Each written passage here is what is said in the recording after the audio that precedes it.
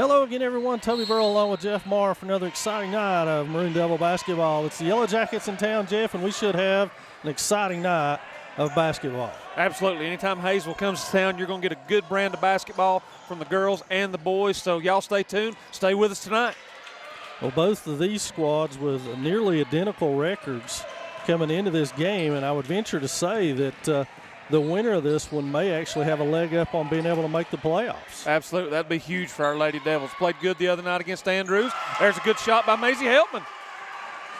So Maisie puts Swain on the board first on a good pass from Savannah Smith in the paint, and now it'll be Lila Roberts bringing it up, setting the action for the Yellowjackets. Their leading scorer coming into this was number 12, Lila Payne, with 14 points a game.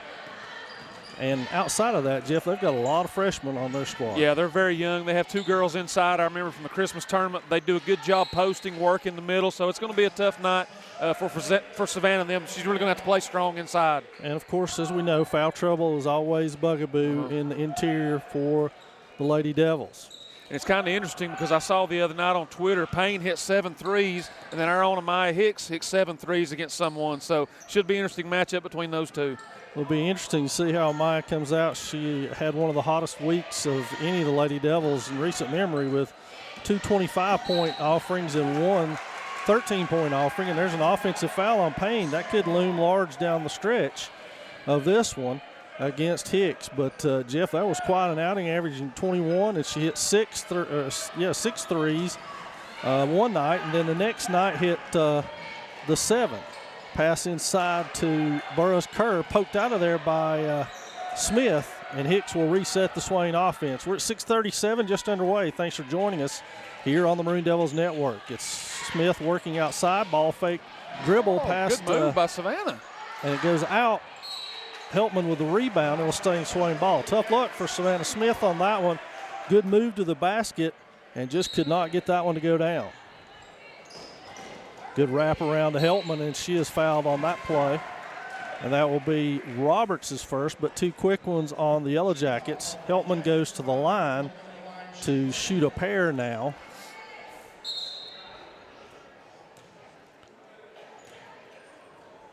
Men's action to follow. That one, too, should be a dandy. The first place Hayesville Yellowjackets against the second place Maroon Devils. So we've got a good night of basketball here tonight. Of course, the season winding down, only 2 games left for these Lady Devils and Maroon Devils, and that is Friday at home with Murphy, and that will be senior night. And we'll follow that up with a trip up the road to Cherokee on next Tuesday to end the regular season. And there's going to be a foul on Hicks. I hope we don't sustain this pace of fouls. We may be here a while tonight. Yeah, we may be a long night. In the JV contest, the Maroon Devils a big win, 59-37 over the Jackets in that one. Our boys are undefeated in the conference. Oh, are they really? Yeah, Good they're in for first them. place, undefeated. So 2 more games for them. And then remember, fans, the tournament, Swain Conference tournament this year will be here at Swain. So make plans to keep up with the action there, and we'll keep you apprised of the pairings and everything else. There's a steal by Abrams. And now it'll be Roberts to set it back up against Hicks. Pull-up jumper, banks it home, and that one's good from the Yellow Jacket point guard. She averages about 4 assists a game, Jeff, for this Yellow Jacket squad. Yeah, she does a good job running the show. Like I said, I remember her from that Christmas tournament. She keeps kind of everything going in one unit. Wow, what a pass from Hicks. No look, bounce pass to the post, and Savannah Smith pays it off with a bucket. And now it's 6-2 in favor of the Lady Devils. Lady Devils won the first contest against the Jackets over there. Which is always tough. It is a tough place to play. And in the boys contest, and that one went to overtime before the Jackets pulled out a win. Of course, the Yellow Jackets are undefeated on the season, so that was a big win for them that early in the season to get that overtime win against the Maroon Devils. Now inside to the freshman, up and off. Smith with it, but Spates comes out. Gets ahead to Burroughs Kerr. She's all the way to the basket. What a move. Maya Burroughs Kerr. She is a freshman and shown flashes of some really fantastic offensive play. 3 on the way. There's Spates again. She spins out, heads down court, and is fouled by Brianna Abrams. Third on the Jackets by my count. That's 3. And it will be Swain basketball. 4:49 left in the first one. Good crowd gathering here for this one. Of course, the premier contest of the night is the men's contest. But again, these two teams are very evenly matched. And so we should have 2 dandy games here tonight in this one. Jackets go zone to try to thwart the Lady Devils going inside on them. And now Hicks off the screen, 3 on the way, rattles around, but there's Smith with a rebound and sticks it home. And we got a timeout, Hayesville, because of an injury, or was it a call timeout? I'm not sure. 30-second timeout, charge to Hayesville. So we'll take it along the way.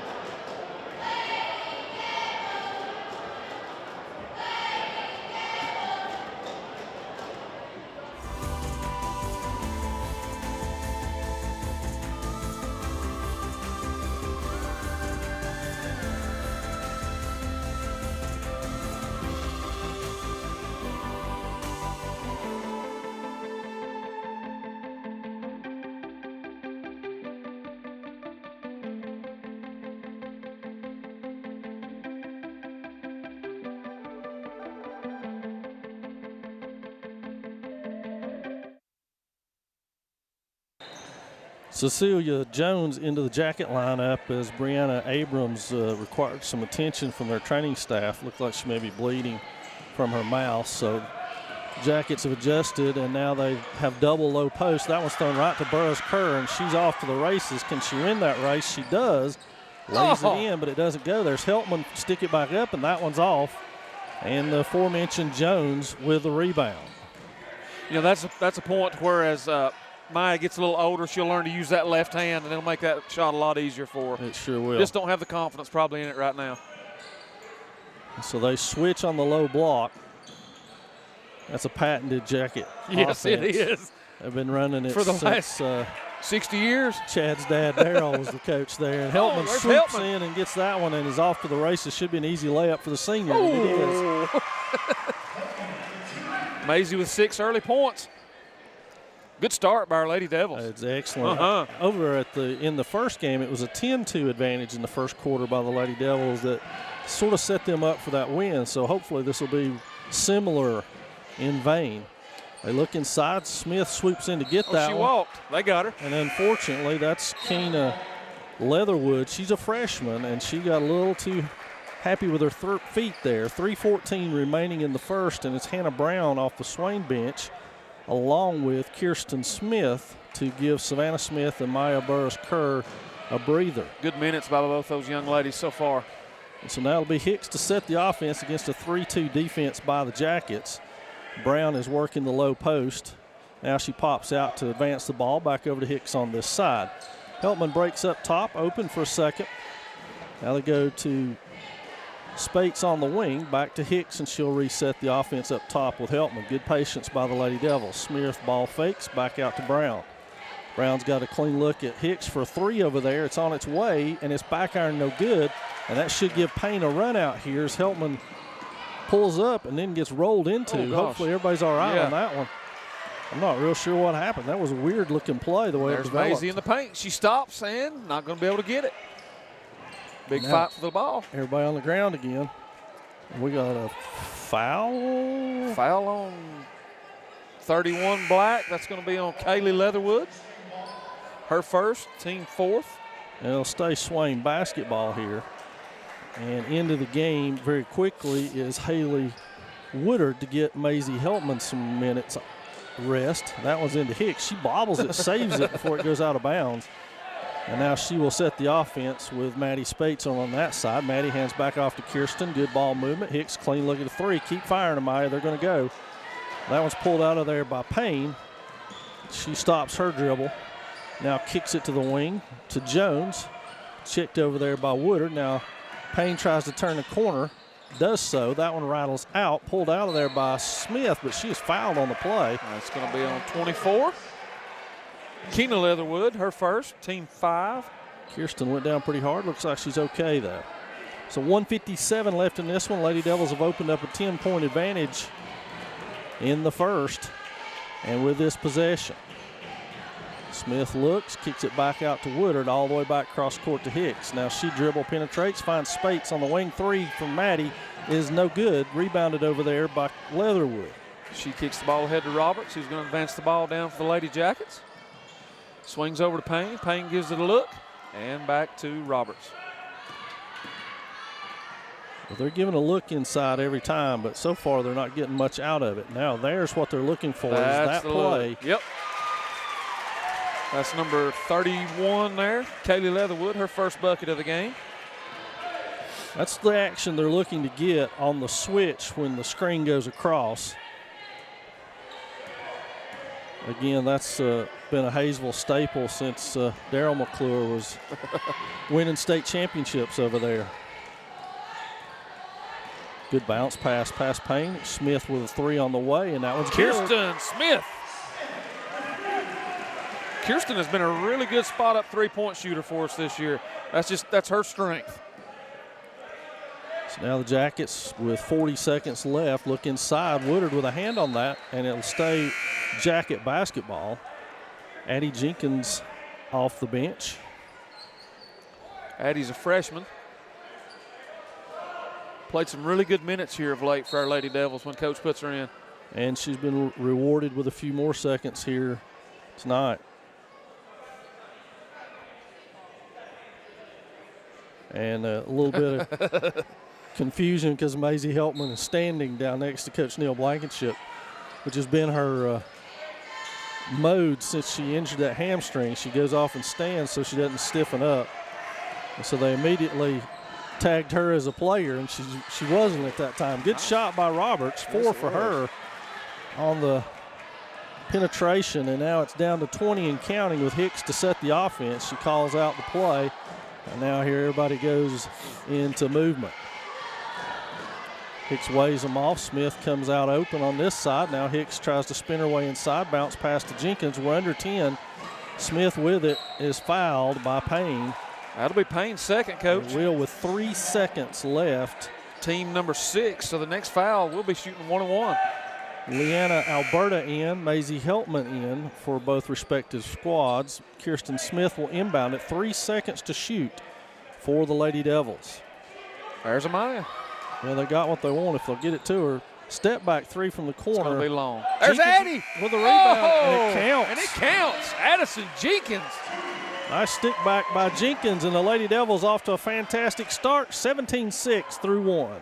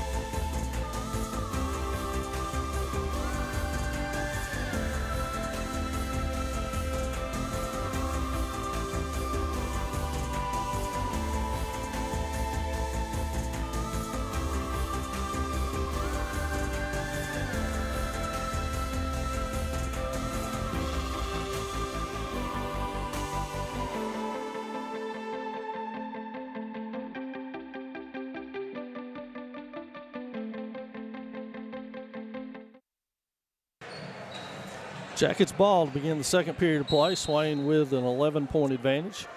And now it will be Lila Roberts to set the Hayesville offense. Payne stays in the ball game. She's got it on Burroughs Kerr on that wing. She'll go all the way to the hole for an easy layup there. And now the Lady Devils will set their offense. Starters have returned for Swain. Spates and Hicks with the Iron Man minutes there in the first quarter, playing the entire time. Now Hicks off of the Smith screen, pulls it back out, finds Heltman up top. And Maisie thought Maddie was going to be somewhere she wasn't. So Yellow Jacket ball, 7:28 and counting. Again, 2 games left in our regular season plus this one. And a big one over in, good block by Burris Kerr on that one. Yes, it was. Maddie Spates with the ball. She's going to advance the ball past half court. Kicks over to Heltman for a 3. And we've got a whistle. That's on Savannah Smith. Smith's first. Team second. Yes. So now Roberts will set the offense. Is getting ready to say before Burris Kerr with her great block that Graham County tonight, it's the Bulldogs and Jackets. Oh, boy. There's a quick 2 fouls, but a classic tape to play of how not to block a shot. 'Cause if you drive down, you're going to get called. Every time. It doesn't matter what you do or how clean it is, it's going to get a call, especially in the girls' game. Yes, that's exactly right. Get called 10 out of 10 times. But if you go straight up, it's hard to call that foul. First one on the way, and Mallory Peak, like many a player from Hayesville, makes good on her free throw. I think they spend all of their free time shooting free throws shooting over there. Free throws and working that low block little pick play. High-low. Second one on its way, and it is good. As you can see, the broadcaster jinx is null and void tonight. 2-3 zone now for the Jackets as Swain works it around the perimeter. It'll be Burris Kerr handing off to Heltman. Heltman back to Spates. Spates will fumble it. Picked up over there by Burris Kerr. She is hammered by Payne. That's Payne, Coach. Third. Sure is. That could be big. We should be shooting 1-1. That's going to put Kaylee Leatherwood into the ballgame here in place of the Jackets' leading scorer, Lila Payne.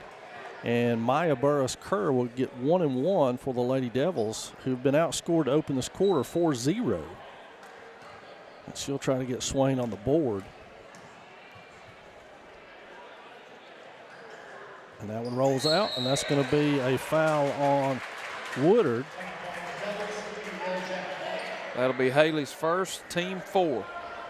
So Jackets with 6:34 left want to stretch this to a 6-0 run and pull back to within 5 as they start clawing their way back into this one.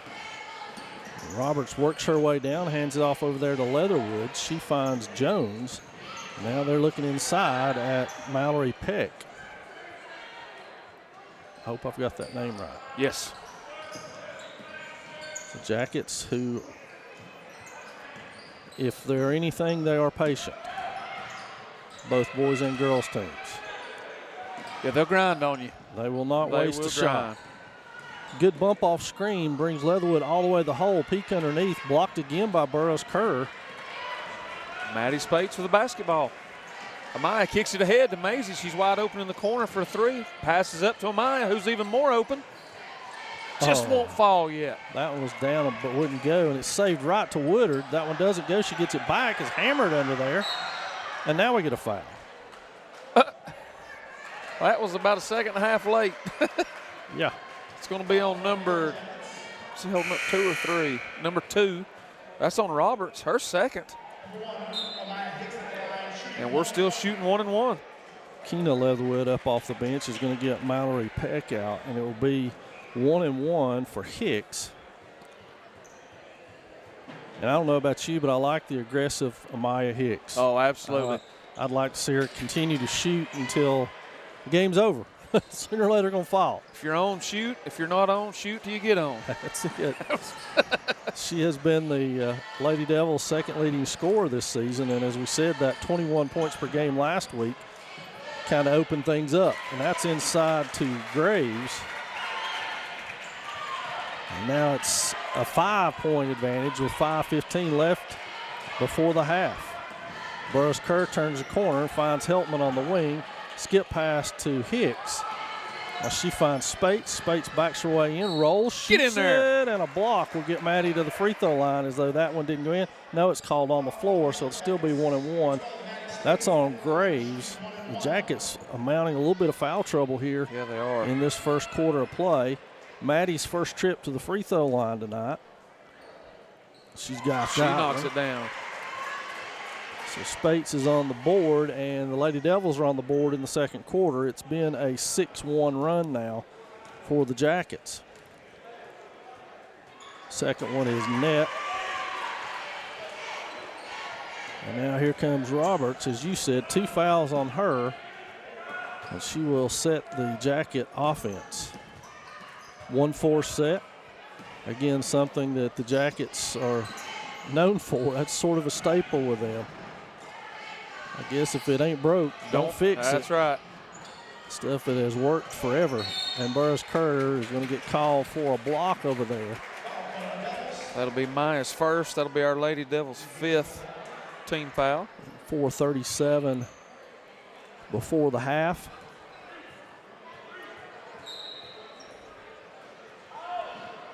And they lose. Oh. That one went in. Keena Leatherwood, they lose her.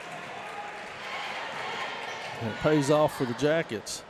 Heltman skip pass to Spates. Spates looks inside to Heltman, who's all alone and shot. Oh, nice look. I think Maisie was surprised she was that open. Was very surprised. She's like, wait a minute. I don't know that I can shoot this open. Good look by Maddie, though. It was a good look. Now Jackets trying to get into that 1-4 set again, where they're going to run off a bunch of screens and try to pop open. Jones will work it back up top. Heltman just handed off with Hicks over there and guarding somebody. Now she goes all the way to the basket and is fouled by Woodard, who thought she had a blocked shot but did not. It'll be 2 on Haley. And Cecilia Jones will get a pair of free throws. Hannah Brown off of the Swain bench. And that one is no good for Jones, who is slated to transfer as soon as this game is over. Yeah. Just kidding, folks. That's how good they are at shooting free throws sometimes, I think. She knocks that one down. If you miss one, you're going to have to transfer. Hicks into the front court. She's got Burris Kerr in front of her. Heltman to the side, waiting for Brown to occupy some people down low. Heltman and Hicks. Now to Spates. Turns the corner to the corner. Back to Spates. Nice give and go. Off the front iron, no good. And Jones with a rebound. She will bring it down against Hicks now. Kirsten Smith off the Swain bench to check in. Now that's skipped inside. Burris Kerr digs at it, can't get it. Back out to Roberts. Roberts resets the 1-4 look. No, it's down 2 on the post now. They pop out down there and roll the other one through. Dug out of there by Heltman. And Spates working against Roberts hard. Hicks sprints into the front court, kicks it to Heltman, corner to Burris Kerr, 3 on the way from him. Knocks it down, 3. That was a great extra pass, though, by Maisie. Maisie had a shot. It would have been a little contested, but Myers was wide open. That's a great job of trusting your teammates. And rewards the Lady Devils in a nice run of their own here. And now Hicks guards Jones. They let Graves pop out. Well, somebody's open. Now they go Maisie inside to Leatherwood. And that one's bowled away. Burris Kerr's got it, and it's her against a whole bunch of Jackets down there. Now into the front court, back to Spates, and Spates is fouled on the play. This should be a 2-shot foul. It's on Kaylee Leatherwood. Spates back to the line. As we said, we've got Kirsten Smith at the scorer's table, a pair of Jackets at the table as well. Spates with her 3rd free throw. That's Peck and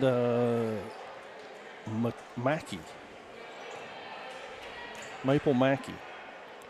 Second one rolls around and out, but there's Heltman with the rebound, and it's tapped back to Heltman, but unfortunately she had not established herself in bounds before. It was close. It was. So back to a 10-point lead for the Lady Devils, 2:25 and counting in this one. Smith did get in the ball game, and she has relieved Maya Burris Kerr, who once again played extremely well during her stint. She's turning into like a little Swiss Army knife, does a little bit of everything. No doubt. Double post that time. Now they've got somebody high, try to go low. to Peck. Now cross court just out of Heltman's reach, and she reaches and grabs it afterwards. Now she's off to the races. And that one doesn't go. Jones went down hard over there. Let's hope she's all right. Heltman for three now. That one's down and out, but there's Spates. There's Spates. Maddie going back to the free throw line. Maddie making a living shooting free throws on number 34. Is that what he said? There's no 34 out there. 24 maybe? There is a 24. Let's see what they put on the board. I'm not exactly sure who he called that on. 35? And that one's good by Spates. I guess 35. And the second one now for the junior. Knocks it down. And a timeout by the Lady Devils, and we'll take it along with them. 1:52 remaining.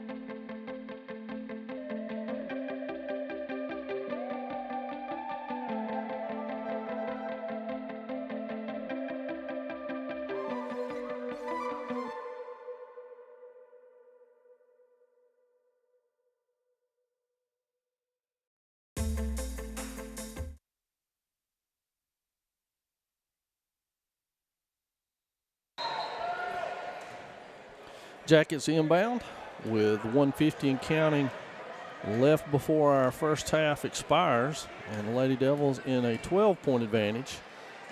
So good response after the opening foray by the Jackets to open this quarter.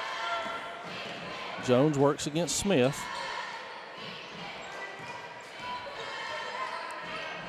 Jackets ever patient. Now they find Roberts over on the wing.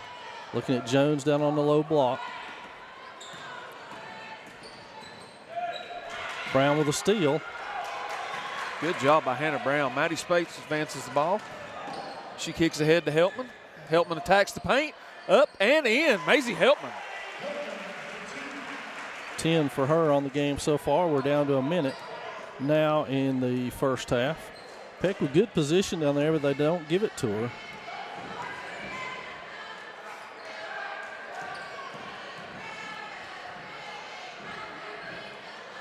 Now Roberts penetrates baseline, cut off down there by Smith. And that's back to Mackey. Now inside, as we said, they had opening. And Mackey with a three, and it goes. Knocks it down.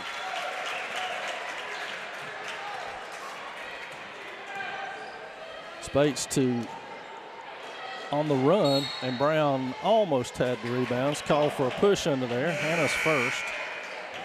Jackets in the game are Graves and Kaylee Leatherwood. I think we're going to be shooting too on this end.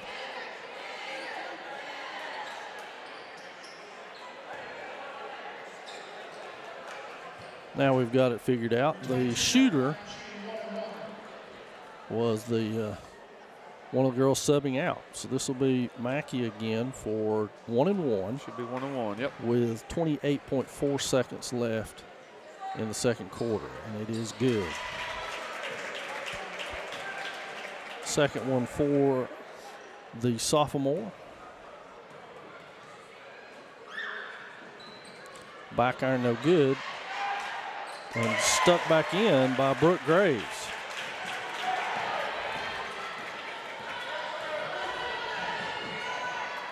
So Hicks sets the offense. We're under 20 and counting now. Perimeter full of three-point shooting Lady Devils. We're down to 10. Off the Heltman screen, inside to her, dug away, picked up by Smith, wrapped around, Brown with it, steps into the shot, no good, gets her own rebound. We're gonna back get out to Heltman, it's off, it's good if it goes. Oh, and just so close. missed. So that'll do us here in the first half of play. Lady Devils on top, 29-21.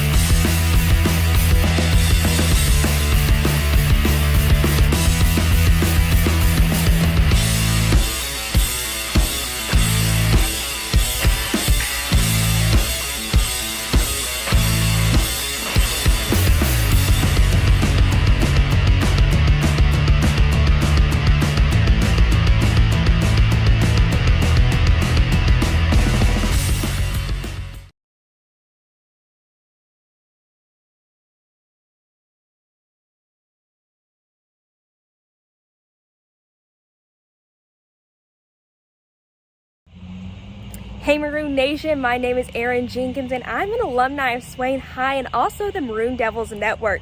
The network you're watching right now helped me chase my dreams and get my start in broadcast journalism. From weekly interviews with Coach B to hosting game day specials and even getting to sit down with some of Swain High's greatest football legends. History of the Maroon Machine.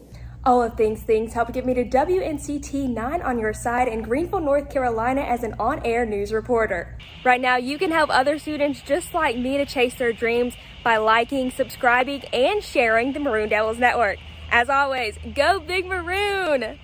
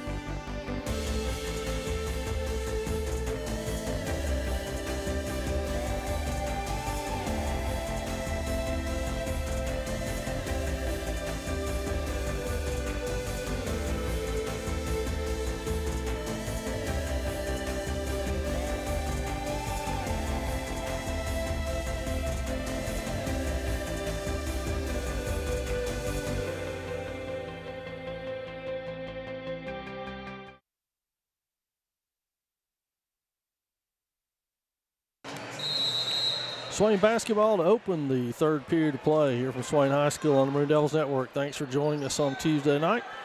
Basketball season winding down for both squads. A week and 2 days left. And now the Jackets are in a full-fledged 2-3 zone.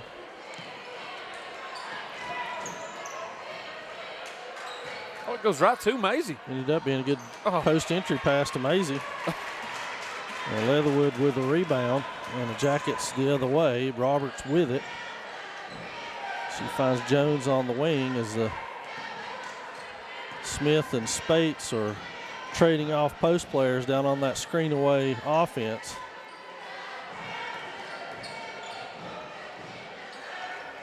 Hayesville's getting what they want, Jeff. They're just not passing the ball to those players. Yeah, they're not looking at them. I agree. That time, Keena Leatherwood was wide open, top of the key, with plenty of room to make a move. Smith showed no interest in following her out there. And now she's shaking her head as she goes back through the lane. Who can blame her? She's like, I'm working my butt off down here. Hey, give me the ball. Now they try hitting a cutter, and Spates knocks that one out on the bound. No, check that. It'll be off of, looked like it was off of Swain to me. Let's see if they're going to reverse that. They are going to reverse it. It'll be Jackets' ball. Of course, he waited until they walked all the way down to this end of the court before he decided that. So Jackets will inbounds here. 6:50, we've just opened play. Neither team has scored yet. And once again, Keena Leatherwood was wide open. There's Payne working hard inside. Offensive rebound on the putback. Heltman to the front court. Back to the top to Hicks, over to Burroughs Kerr. Now she dribble reverses. Back over to Heltman. Spates with it to Hicks. They work the outside perimeter. Now here comes Heltman to turn the corner. Hicks looking at the low block. Leatherwood checking Smith down there. Now Heltman with it up top. Good patience by the Lady Devils. 6-10 and counting. Spates 3 in the corner. Back iron, no good. And that'll be pulled down over there by Payne.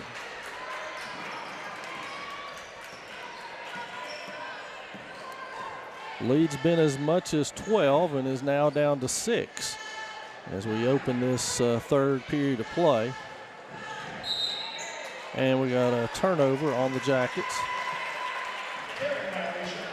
Being a young team, I would assume this has been something that's plagued them all year, just like it has our Lady Devils. Absolutely. A lot of growing pains.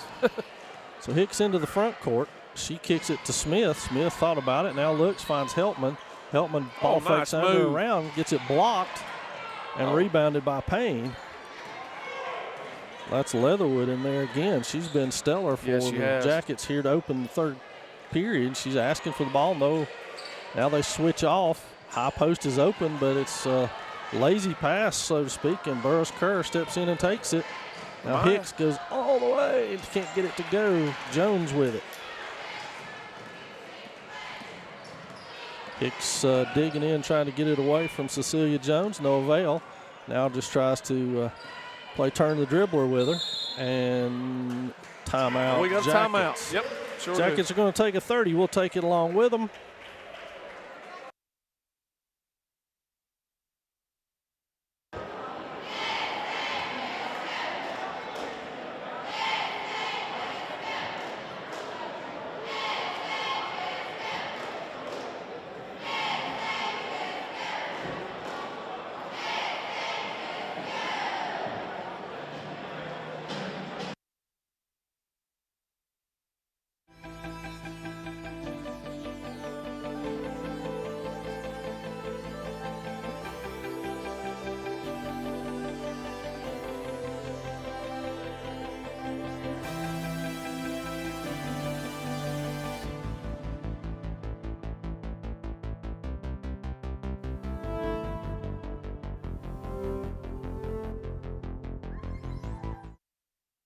Jackets inbound. It's almost stolen by Heltman. Now they streak into the front court to try to push the advantage and can't. Burroughs Kerr's checking Payne. Hicks has gotten switched off onto a post player. Now she swaps with Heltman. They finally get the ball inside. Up and under move. Rolls around no good. Heltman with a rebound. Good job by Maisie. Maisie looks all the way court. And it's going to be just off Maddie Spates' fingertips. Now the Jackets still looking to edge closer. They could cut it to 4, even 3 if they shoot a 3. And now the 1-4 set. Burris Kerr is nailed over there. Nobody's. I don't even think she touched her. I don't think she did either, Coach. Wow. What a call. He called that calls that on number 3. We don't even have a 3 on the court. No, now we've changed it. Now they changed it. That's going to be Savannah's 3rd. Jacket basketball. Maya Burris Kerr coming over to get the. And that's going to hurt. They finally find Keena Leatherwood, who's been toiling really hard under there. And she makes good on it and is fouled on the play by Hannah Brown. And now Leatherwood with a chance to cut this lead to 3. Back iron no good. Burris Kerr with it.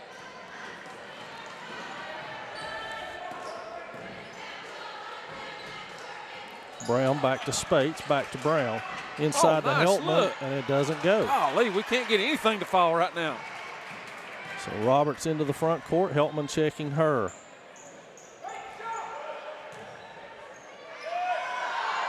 Nice job there by Hannah Brown, just staying tall. Hicks Amaya comes out of with it. there with it. Somebody was on somebody's back. I don't know who, but somebody was. There's no way all 3 of those bodies could have been down there and one of them not been on the back. Burris Kerr stops, back to Spates. Tipped away, and now will stay Swain ball. Oh, wait. Oh, whoa, what in the world? Oh, that's a terrible call. It's a terrible call. Hayesville's going that way. They're going that way. Let's go that way. A lot of defend confusion that. right now, folks. Wow. Yeah. So a revolting development here. A chance to cut it to 2 or less. And there's a 3 on the way from Payne that's no good. But Jones comes out of there with it. Looks inside. And we're going to have a foul on the floor. That's going to be on number 12, probably Maddie Spates. Yep, it is. Maddie's first.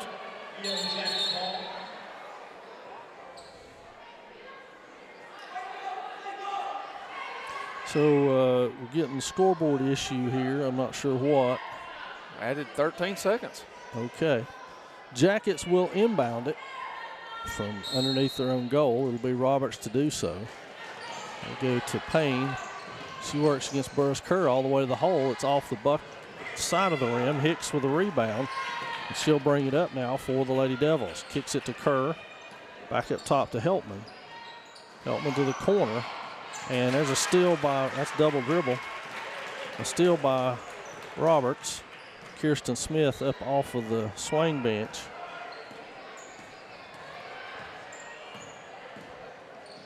And now Payne will work it inside to Peck. Swings it up and off. Spates and Brown fight for it, but they've got it. Maddie kicks ahead to Maya. Maya looks for Maisie down in the corner. Works it back to Burris Kerr. Across to Maya, who'll reset it. Now they've got what they want. Kick to Spates on the wing. She waits for a cutter up top. Dogged over there by Jones. Oh, that's going to be a foul on Maddie, and that's just that was senseless on Maddie's part. Smith will get Burris Kerr out very quickly. Addie Jenkins off of the Swain bench. I'm going to guess she's going to get Maddie Spates out. And Brown and Jenkins will now man the low 2 spots against this screen and move Jacket defense. Yeah, they've got their hands full. Hayesville's really trying hard to pound it inside right now, and I don't blame them. Well, as we mentioned, they've had their opportunities. They've just not been able to get anything out of it. And Amaya Hicks doing a great job back down in there to get rebounds. Heltman Maisie for 3. Huge shot. We needed that in a big way. So now Roberts will work it up. Swain back to 7 with 1:50 remaining in the third period of play.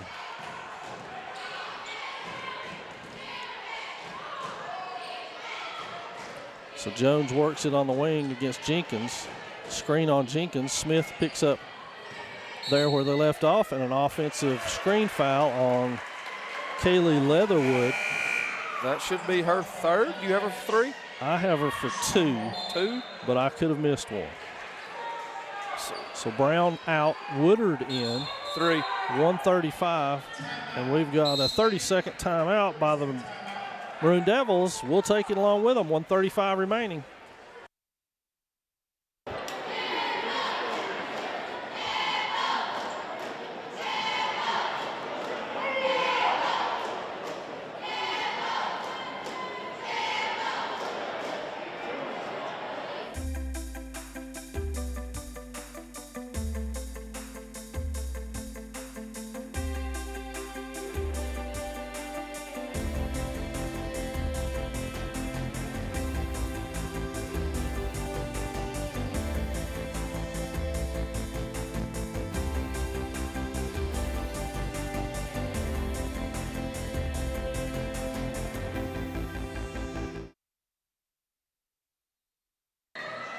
So we've got 1:35 to play here in the third period of play of what has been a close ball game, as we predicted, with two teams with very similar records. So the corner to Kirsten Smith.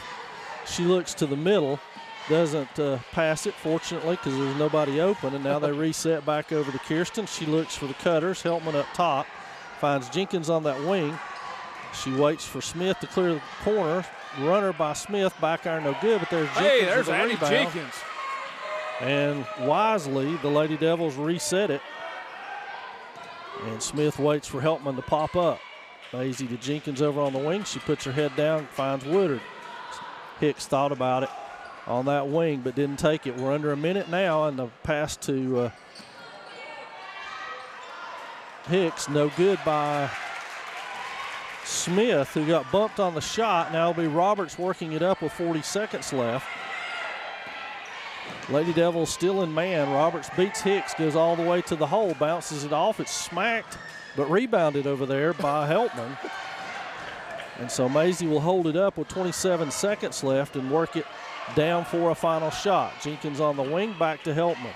To Hicks on this wing, back up to Heltman again. Smith now on the opposite shooter's wing, has it batted away by Jones, who steals it.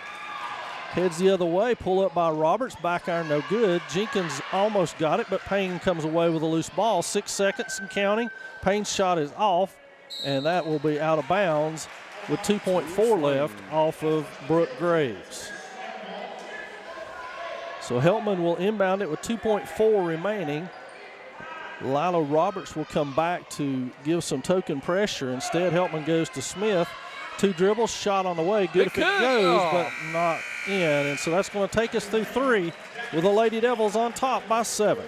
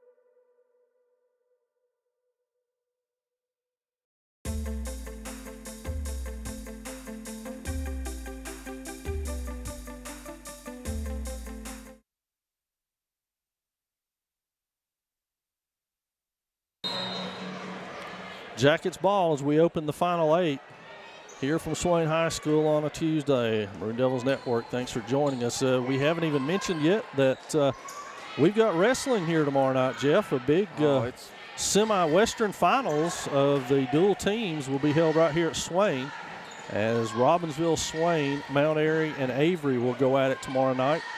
Dug and stolen by Heltman. Maisie's going to make that one. Yeah, tomorrow is crazy. Coach B and I go up to Cherokee. We're actually hosting the Smoky Mountain Conference indoor track meet tomorrow. That'll start at 1 o'clock. And then, like you said, we'll wind up here with a huge 1A wrestling meet. Stolen by Smith. She steps in on that low block. She's coast to coast, baby. Coast to coast. And suddenly a 4-0 run. That's huge. Maybe more as they misthrow the inbounds pass. Hicks comes up, finds Heltman. Stop, pop by Maisie. Back iron, no good. Tough break for the Lady Devils there, as they could have opened up on a 6-0 run to start it. Kerr's going to be called, Burroughs Kerr rather, is going to be called with a foul there. I think that's going to be Maya's second, team number 5. Hayesville will inbound. And poked out of there by Heltman. It'll be stay Hayesville Jacket basketball. Roberts will inbound it. You can expect some kind of screening, rolling action by the Hayesville post players. Oh. And that's going to be advantageous for the Lady Devils as Heltman comes steaming out of there. Will he get fouled? Is able to get it to go. What a play by Maisie Heltman.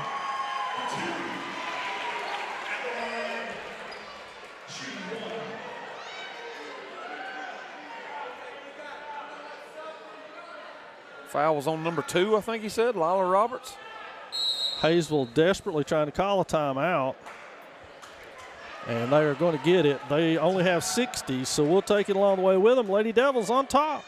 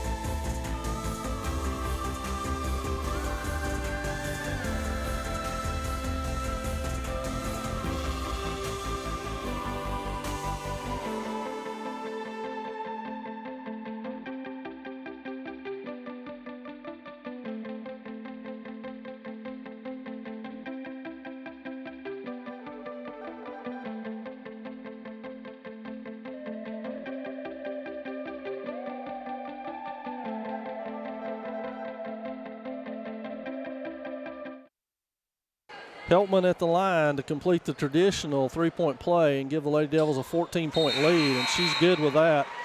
Kirsten Smith is going to get Maisie a breather. She worked awful hard during that last stretch defensively, full court sprints. To be honest, I was a little worried on that last one about the hamstring, but it seemed to hold out pretty good. Seemed to hold out good, sure did. Smith almost with a steal there, and they're going to bring it up with not their choice to bring the ball across the court, half court, I'm sure. And Roberts trying to back her way down against Hicks, and we got a 5-second call. Wow. Maya's dogged her pretty hard all night. And that was a real slow development on their offense. I'm not sure if they misunderstood what they were supposed to be in or what the deal was, but it was slow to develop. 6:26 and counting now. Hicks flanked by Burroughs, Kerr, and Spates up top. Savannah Smith at the high post. They've got Kirsten Smith down in the corner to go against this 2-3 defense. Now Kirsten Smith turns the corner to Burroughs, Kerr. Back to Spates. She goes inside to Burroughs, Kerr. Nothing going on there. Shovel pass back out. Roberts steals that. Jackets on the move. Roberts across half court down to Payne. Inside to Leatherwood, and Leatherwood took too many steps. And so 5:57. And Hicks will take her time as she brings it up. Coach Josh Griffith giving her the sign to hold up. Be slow. Now she gets it across. Spates hands off to Smith. Back over to Hicks. And back to Spates. Smith working the high post. She's got some room to work in there if they can give her a pass. Yeah, she does. And Burris Kerr got caught taking the step. So a pair of turnovers there from very young teams in situations where it's easy to get real excited about finding yourself in a good spot or not knowing exactly what you should do with it. So Roberts now, the junior floor general for the Jackets, will settle things down. She finds the wing over there to Kaylee Leatherwood.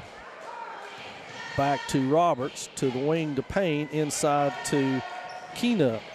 Maddie got a piece of that. And that one's up and in by, looks like, Brooke Graves. Yep, Brooke Graves, her 6th point on the night. To go with 3 rebounds, which probably means all 6 came off offensive rebounds. That's the shot we were talking about right there. That we had pretty much any time if we can make a shovel pass or bounce pass to Smith. Now to the wing. Smith comes out on that. That'll be caught. Oh, nicely done. And it'll end up a bucket. Kaylee Leatherwood. Trying to see what number that was. 31. And now Hicks into the front court. Spates on the wing with it. Now they back in and check Smith a little harder than what they did before. Good skip pass. Smith back out. Had Hicks in the corner. Now they've got her, but she doesn't take it. She waves Smith on down. Now Burris Kerr fumbles it. Smith spins, had it. Out to Spates. Nice back. Good ball movement. Kirsten Smith 3 on the way. Oh, gets it to fall. Great ball movement. Yes, it was. That was pretty to watch. We may have another 5-second call here. We do. And Maya Hicks forcing turnovers, and Hayesville going to their bench.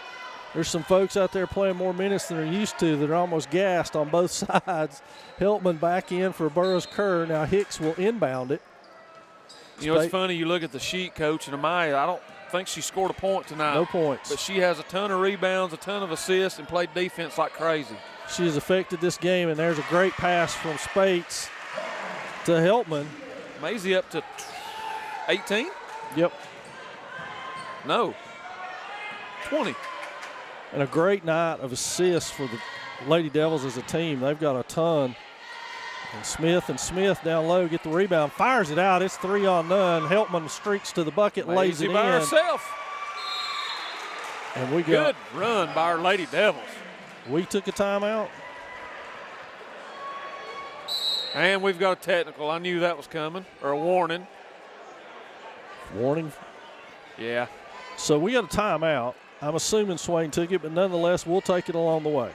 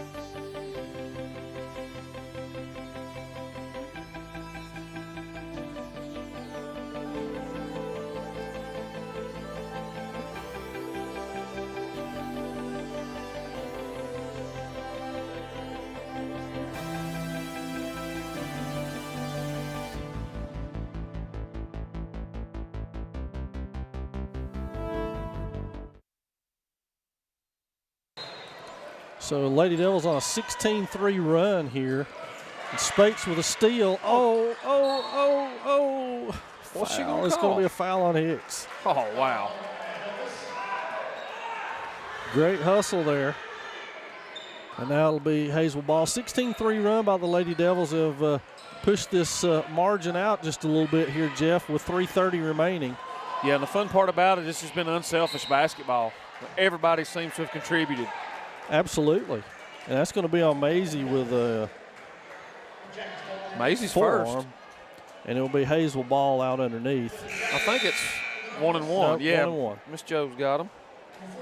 So 3:27 remaining in this one, and the Jackets will shoot 1-1.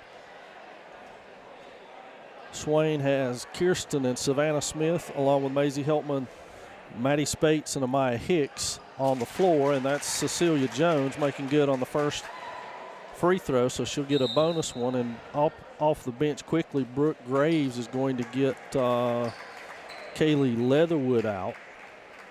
And I would expect to see some full court pressure at this point, Jeff, from the Jackets. And second one by Jones is good. And sure enough, here comes the pressure. Swing pass to Smith, and she turns and flings it, but Spates can't run under that. Gabe was open down there, though, really. Yeah. And surprised he didn't have better hands than that, to be honest. Yeah, I'll have to talk to him about that tomorrow. I would have thought that's disappointing. I would have thought he'd caught that. He'll tell me he's used to throwing it, not catching it. There you go. So Jackets across the timeline now. They will go against the Lady Devils man-to-man defense with 3:10 remaining in this one, and that's Smith and Payne, who has been very silent in this game, Jeff. 4 points so far. Will have a pair here with 3:07 left. It's a 17-point Lady Devil lead at this juncture. Payne is their senior and leading scorer on the year, and her lack of presence in the first half is one of the big reasons the Jackets struggle to score. I feel confident. Absolutely. She got in that early foul trouble and then just wasn't really able to do a whole lot. So 6 for her, and Hicks will take the ball inbounds, kick it to Smith. Now she turns and hits Spates nicely. Maddie, good decision, backs it back out, finds Heltman. Back to Spates, 3 in the corner. Maddie with it on the way. Looks good. Maddie Spates. Jackets ball now, and they bring it up. Roberts again, checked by Hicks. Works out on the timeline, and it was a pair of defensive stops by Maya Hicks that turned the tide in this game. I absolutely agree. This intensity and effort she brought kind of was a spark to get everything going for us.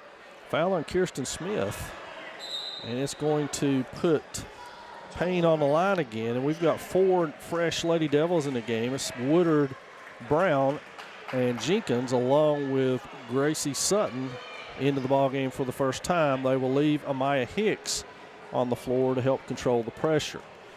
I don't blame him. No. Payne's got the first one. And she is up to 7 points on the night. Will shoot a second one for her troubles here. And as we said, this game may go a long way in determining if either of these teams are going to make the playoffs or not. And that's dribbled out of bounds by Hicks. And there's nobody to help her out with that, with the 4 new subs in. And it will be Roberts to inbound with Hicks guarding her. She does so to Payne. And now Jones tries to turn a corner, dumps it off in there. An offensive foul. Oh, Hannah wow. Brown drew the offensive foul on Jones. Well done by Brown. I love what Hannah's turned herself into, man. She has worked her tail off just to be a contributing member of this team. And when she comes in, she gives us solid minutes. It's backcourt. Yes, it was.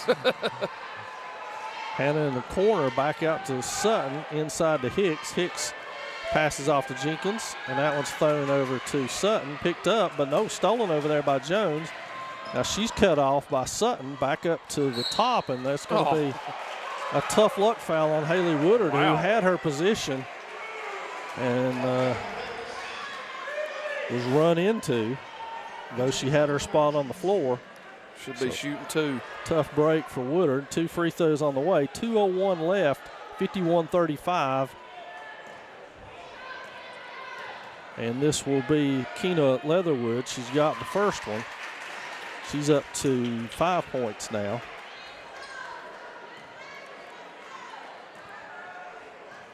Reminder that Friday, Jeff, will be senior night for these teams.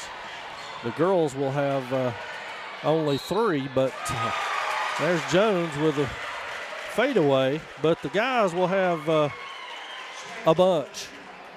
Yeah, there's 11. 11. I think.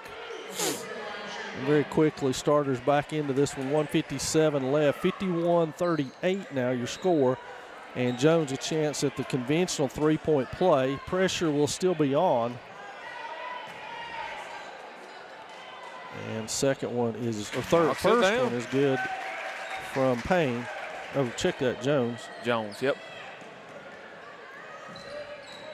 So the Swain starters back to trying another to get this turnover. up. And it's a turnover. It's going to be a bucket.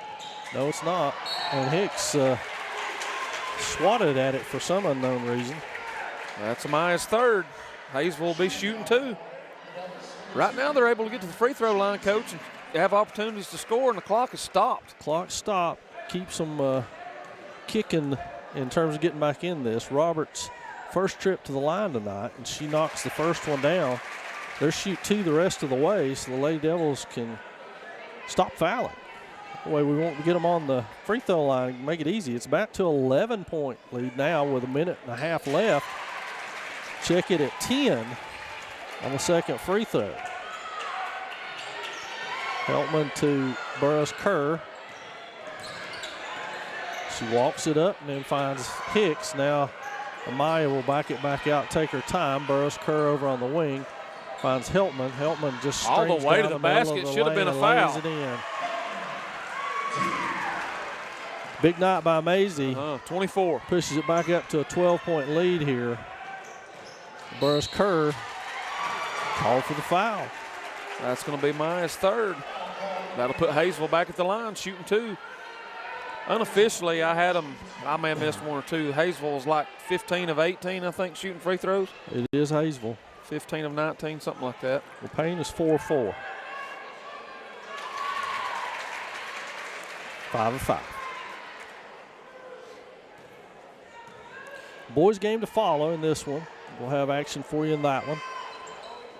As it's first place versus second place. In the nightcap, Jackets take timeout. 1:18 remains, 10-point Lady Devil lead.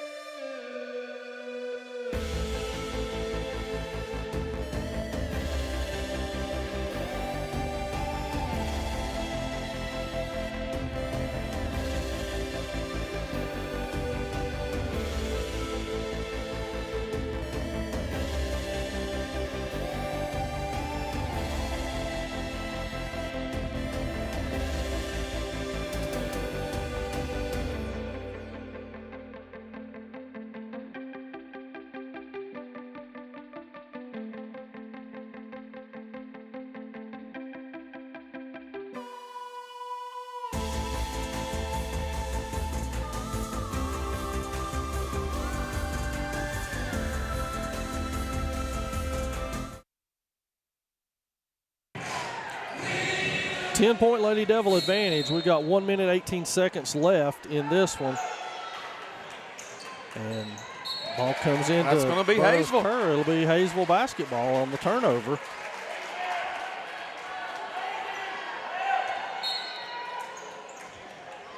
And Hayesville inbounds it. Almost traveled with it. Jones with a clean shot. Oh. Pulled out there by Spates on the miss. That's and going to be Maddie on is Payne. fouled.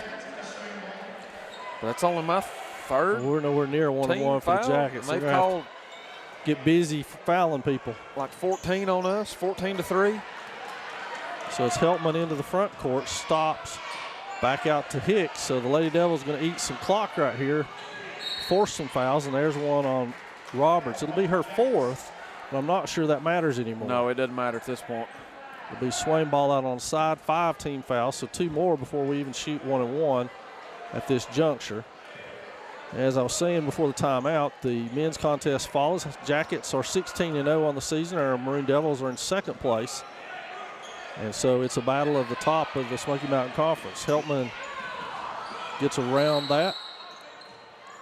And there's an offensive foul on Savannah Smith. Holy cow. Fourth on Savannah. Fourth. Player control, so it's not shooting, fortunately. 49.6 seconds left in this one. Roberts steams across the front line against Hicks. Hicks tries to check her. Spates turns and cuts it off, then grabs the rebound, pulls it out of there somehow with her dribble still intact. Oh, and throws it away. And then Tad Jim gets out of bounds. 38.2.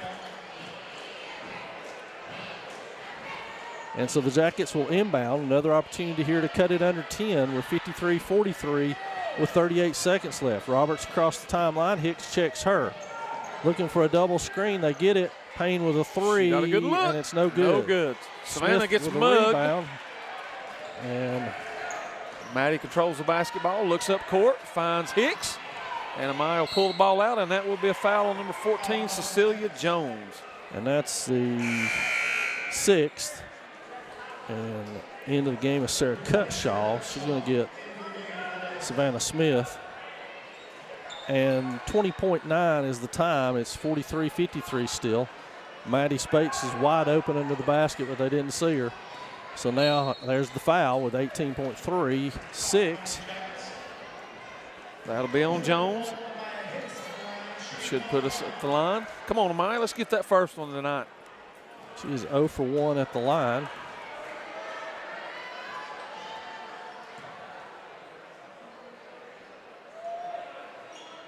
And that's no good, but Should have been. Did they get it?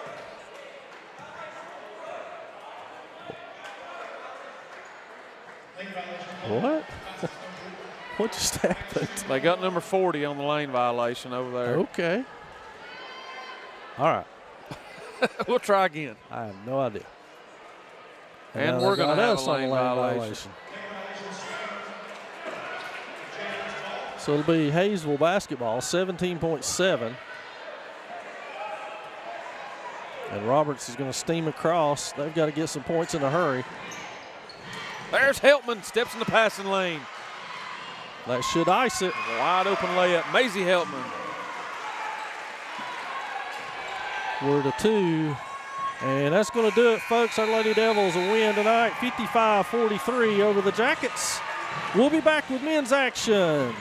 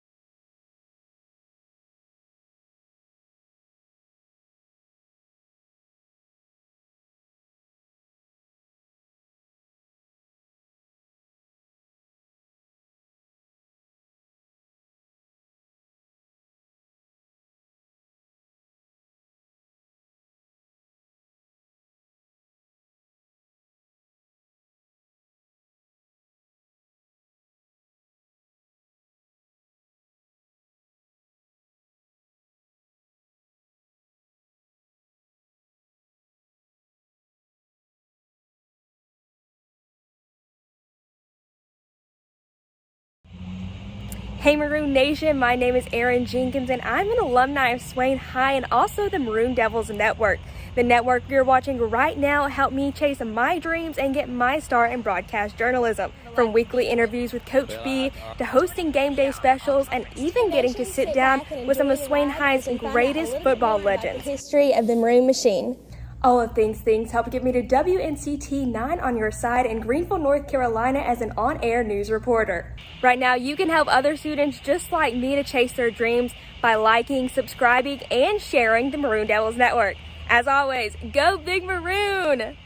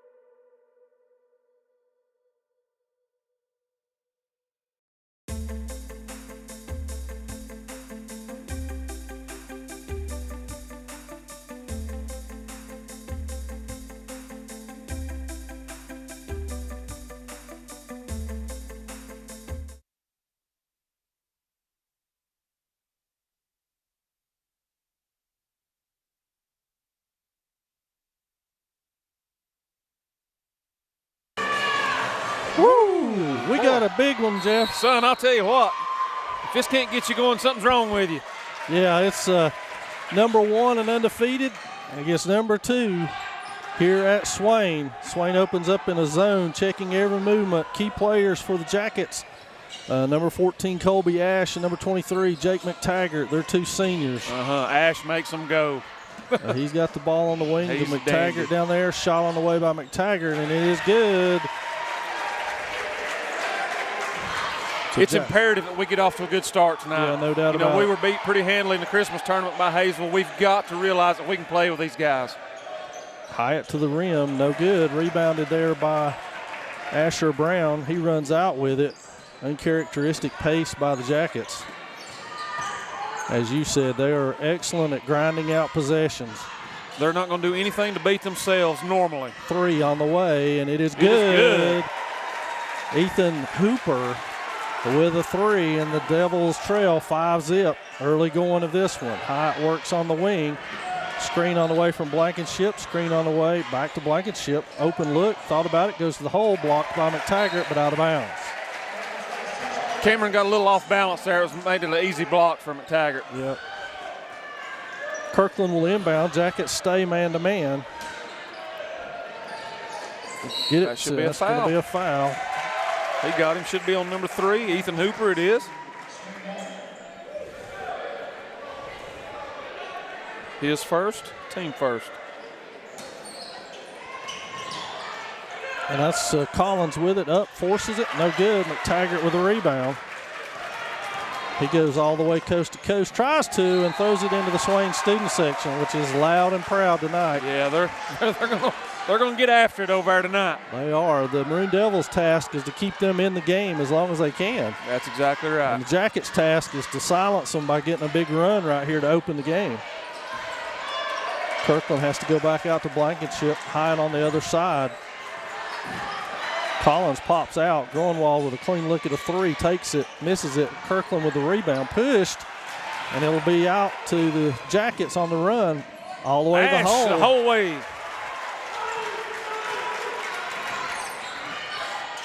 Groenwald back to Collins, give and go. Back outside to Blankenship, 3 on the way from Cameron. That one's out. McTaggart with a rebound. Ash with it into the front court, kicks it ahead. Hooper checked that. Caldwell in the corner, back to Ash. Now Ash slows things down. Motions McTaggart back down to the block. Thought about a 3, didn't take it. That's Asher Brown over on that wing. Ash with the 3. It rattles around and out. Collins with the rebound. And there's Donovan Groenwald on the spin out. Can't get it to fall, but there's Isaiah. No good. Got to make those easy buckets, Coach. Yeah. Got to have them. Made it a little harder than maybe he needed to at that point. And that's blocked over there by Collins. Isaiah going up the ladder to get it. So Ash will inbound. Charlie Collins quickly up off the Swain bench. He's going to get Cam Blankenship out of the lineup. Swain sticking to his zone. Collins gives him a tad more height. Now Groenwald will swap down in the middle and guard that. Brown with it outside, lost his dribble, kicked it over there. Ash corner 3 on its way, back iron, no good. Collins with the rebound, brings it all the way up, kicks it to the corner to Groenwald. Groenwald banks it home. Donovan Groenwald. Needed that one in the worst way. Now the Swain pressure kicks in. McTaggart and Ash will handle that. They beat the press. Brown on the wing, kicks. Back to McTaggart, safety valve, deep 3 off the mark. We'll settle for that. Absolutely. Quick to the corner, Groenwald, 3 on the way. Donovan's got that one. Groenwald for 3. Man, if he gets going, we know what he can do. Absolutely. Put on a clinic last time we were here. And now Ash finds McTaggart. And McTaggart's going to try to go all the way to the hole. Spin move on Collins, backs it back out, and then up against him. Grabs the rebound, goes back up, Collins fouls him. McTaggart at 6'6" is a problem. Yeah, he's a problem. He's a load. He's a physical kid. He's not going to finesse you with that height. He's going to get after it. We're going to have to do as good a job as we possibly can getting a body or 2 on him. So he goes to the free throw line. He's got 2 so far, 7-5, 4:27 left to go in the first. And that one is good. Probably missed the opening, which was electric here at Swain, but it's worth note that Hayesville comes into the game undefeated 16-0 as the number 1 team in the state. In the 1A ranks, our Maroon Devils come in at 15-6 as the number 10 ranked team in the state. Nice. So a pair of ranked opponents here at Swain County High School, and that doesn't happen a whole lot. No, it doesn't. It's awesome to see that, too. Anytime we can get our conference out there in front of people, notoriety, and in other sports, it's great. I love it. Lunsford's going to give McTaggart a breather here at the 4:20 mark. So let's see if Isaiah Collins can go to work. Kirkland gets it back from Collins, has to give it up to Charlie Collins now. Oh, what a move. Isaiah And Collins and the foul. What a move. And the foul is going to be on Lunsford, fresh into the ball game.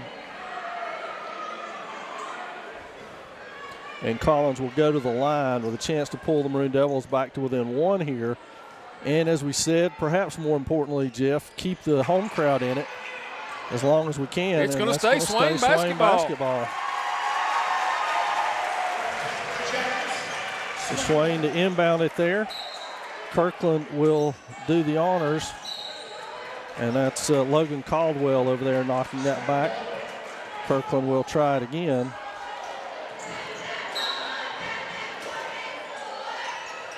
Grunwald into Josh Collins, who's fresh into the game. He will work this wing, trying to find Isaiah, his brother. That's going to be on Lunsford again. Well, that's going to be 2 on him. Collins. And McTaggart's going to come right back in the game. Short rest for McTaggart. Makes you almost wish Lunsford hadn't got that second quick foul. Yeah, things change drastically now. As Isaiah's giving up a good 4-inch difference. So screen to Collins, or Carter, Kirkland. Now Collins with it, ball fakes several times, back out to Groenwald. 3 on the way from Donovan is Donovan good. Groenwald! There's that guy. One of the last times we were here, he had 17, if I remember right, in the first quarter. Ash Brown loses it. That's got to be a travel. I don't think anybody ever had And control of it. it's going to go off Josh's head, isn't it?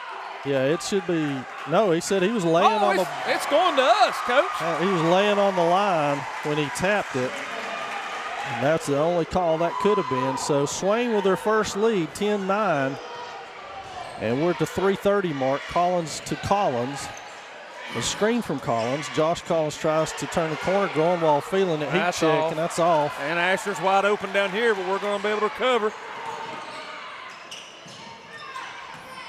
There's Brown. There it is. Back down. And that's Caldwell from the corner 3. Collins jumped too quick. Allowed the rebound to go to Taylor McClure. Big rebound by Josh. Kicked ahead to Donovan. Oh, Donovan got off balance and still made the shot. How? I don't know. Holy cow, that's 10 for Donovan. No idea how he made that shot. I don't either.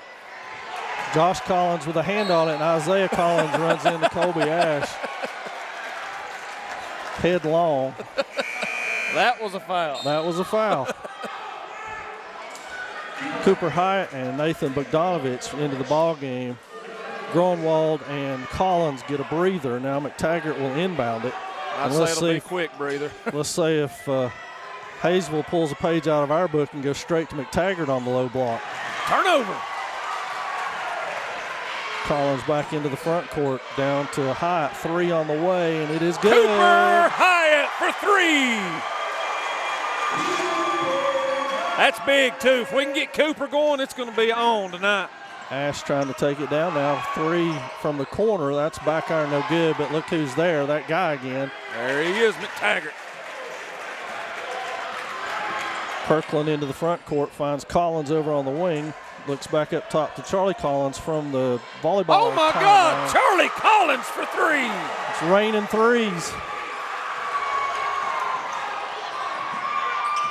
And that's laid in over there by Caldwell. Ash with a 3-on-1, essentially fast break. Josh Collins with a 3, front iron no good. Hyatt fights for it, it goes to McTaggart. And Josh gets it back, Coach. And Blocked. it's going to be blocked out of bounds by McTaggart. And Blankenship, Collins, and Groenwald have got Collins, Kirkland, and Charlie Collins. So quick subs for Coach Scotty McMahon, trying to make sure he keeps his troops fresh. This is going to be a long haul, and it's going to be a mentally draining game. Yes, it is. It's not going to be won in the first quarter. No. It could be lost in the first quarter. Absolutely. Bogdanovich for a three. There's Isaiah. Blankenship. And McTaggart. I know it's easier said than done, but Isaiah's plenty strong enough to take that ball right up to McTaggart. At least challenge him. Saved out to McTaggart. Deep three on the way from him, and it bounces right to Ash. He will reset the Jacket offense with 1:18 and counting. They run Caldwell off the three-point line. Now Ash penetrates against Hyatt, finds the corner over there to McClure. His shot is down. Knocks it down. Taylor McClure on the board. And it's a 2-point Maroon Devil lead. 1 minute and counting in the first. Make some popcorn and settle in, folks. This is going to be a dandy. Go ahead, Isaiah. Back iron no good. Jackets looking to run at every opportunity. Ash backs it back up. He'll take the three and make the three. Kobe Ash is a heck of a player. And so Jackets retake the lead with 30 seconds remaining in the first period. That's off of a foot. Groenwald saves it. Hyatt all alone on this side as we've overloaded the other side. 26 and counting. They can use Isaiah in that regard anytime they want to. Yeah, they can. Groenwald misses it. Saved right back to him, and he misses again, and now McTaggart goes in and cleans that up. And it's a turnover. Isaiah, it's going to be a two if it goes. Knocks it down. Isaiah Collins. We're down to 1 second. Ash is going to get a shot off. No. And he banks it home. It counts. Woo. Let's catch our breath. Buckle up, folks. It's going to be a dandy. 22-20, Jackets after one.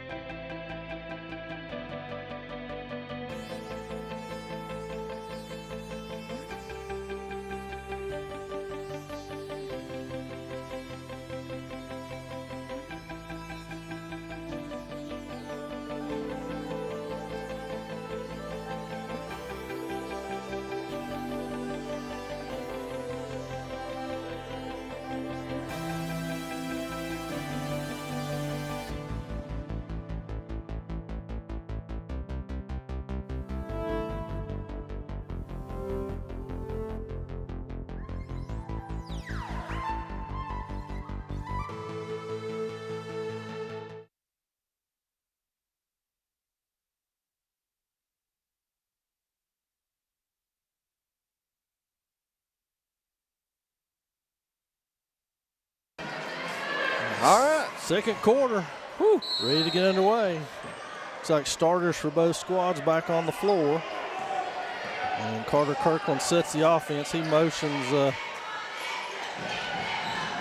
good up and under. There you go. And that's going to be a block on McTaggart. Only one on him.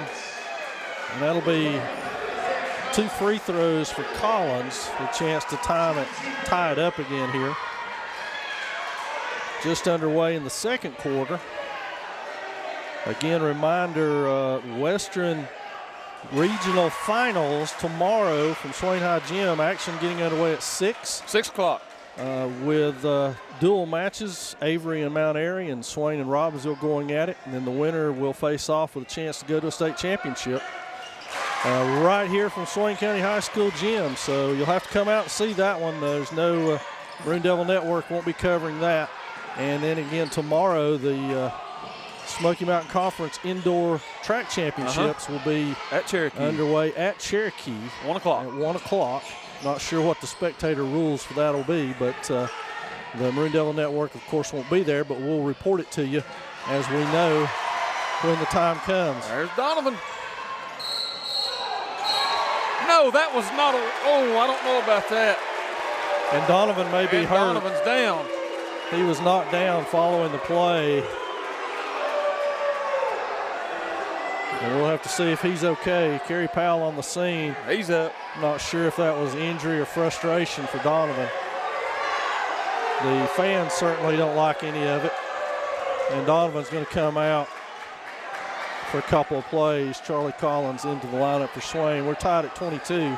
I wish we had a replay. That looked like That'd be two nice. big steps That'd to be me. nice for a replay. Maybe we can get Joe on that one of these days. I think it's a little bit of my budget. Oh, okay. Oh, keep fighting. McTaggart pulls the ball down to Ash. He's going to pull the ball straight ahead for Hayesville. Attack the paint. Back out to McTaggart inside. Back out to Hooper for three. It's off. That'll be Swain basketball on the Hooper miss. So still knotted at 22. 7:02 in the first half. Kirkland will bring it up for the Devils. Donovan back to the scorer's table. That's a good sign. Good to see that he's okay. And now I think the Jackets are in a little bit of, no, they're still man. Swain works it on that far wing.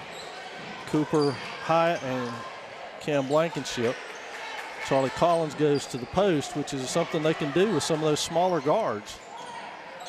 Floater by Blankenship is off. Kirkland had it. Now McTaggart drags it down. His 10th rebound already. We're not even to the half. There's Ash pulls up with a three. Back iron no good. And those long rebounds are killing us right now. Yes, they are, Coach. McClure, three on the way. It's off. Hyatt with a rebound. That time they pinned Hyatt or McTaggart down on the low block, out of bounds actually. Kirkland with a three on the way, rattles around and out. McTaggart 11 again. rebounds. I'm going to run out of room on my stat sheet for his rebounds before it's over with. Ash with it, and the skip pass underneath. Did we kick it? No, sir. It's going to be our ball. Grunwald back in is going to get Blankenship. And Collins will inbound to Kirkland here. 5:50 and counting and before the first half. Stick around for halftime. We've got a special presentation coming up at the half that you're not going to want to miss. There's Grunwald with a Donovan gets it to fall. with an acrobatic finish. Gives the lead back to Swain. And lays it in. That's Ethan Hooper making the Devils pay from the press.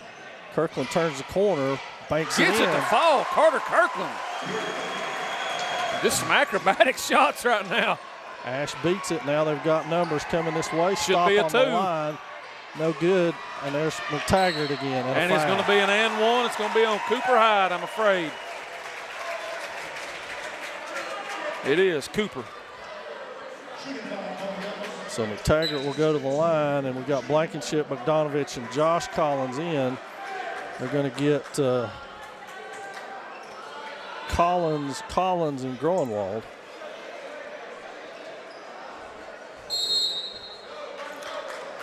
We've got a 30-second timeout. 30-second timeout from the Jackets. We'll be back.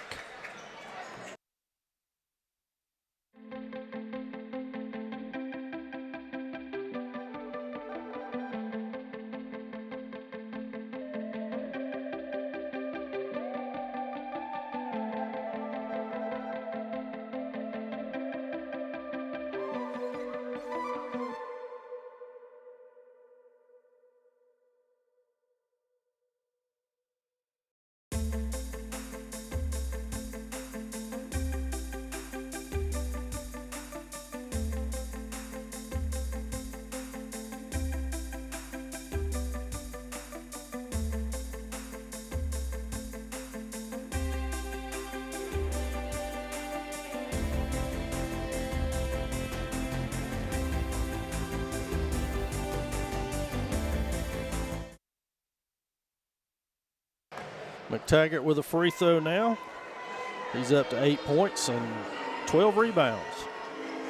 A couple of block shots to go with it.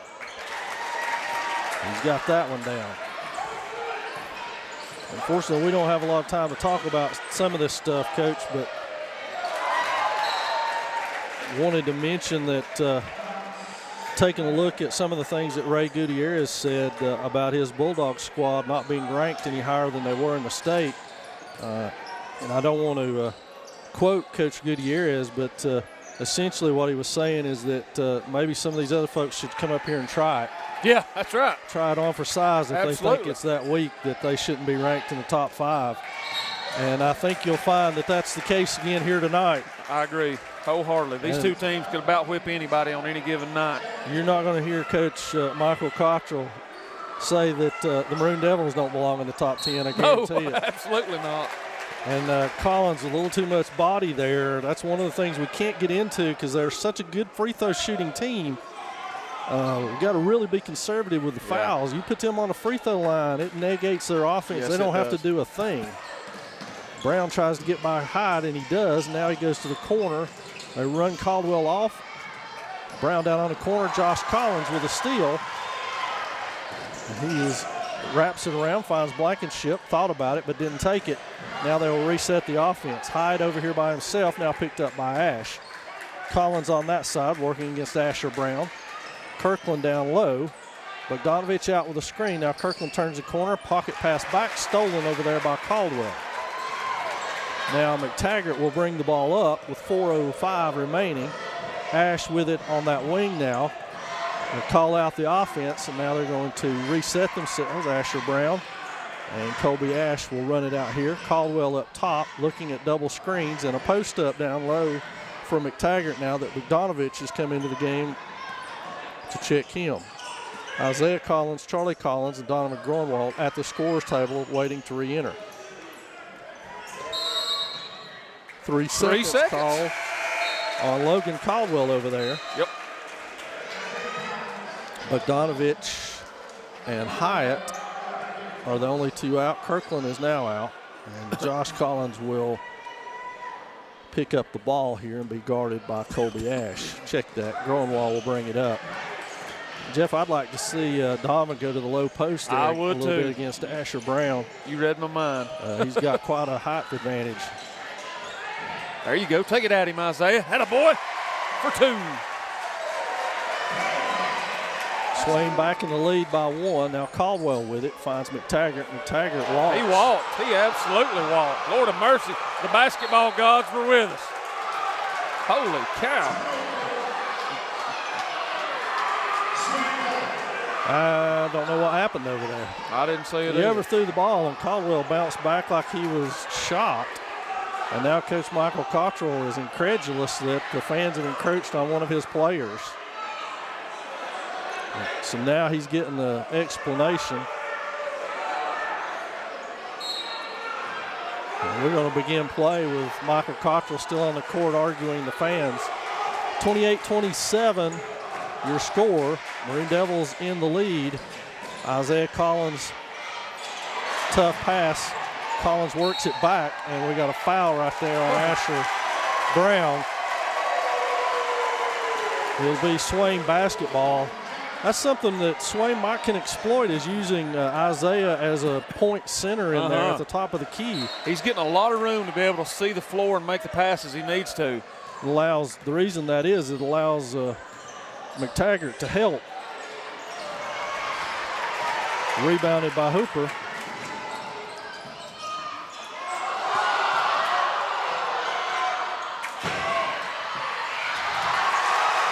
Big rebound by Isaiah. Gronwald on the wing, puts the ball on the ground, backs up, shoots a 3. And he falls down. Things have gotten hectic. Yeah, and Josh is fighting for the ball. And we got a foul. Now we got some words exchanged. And Gronwald is incredulous.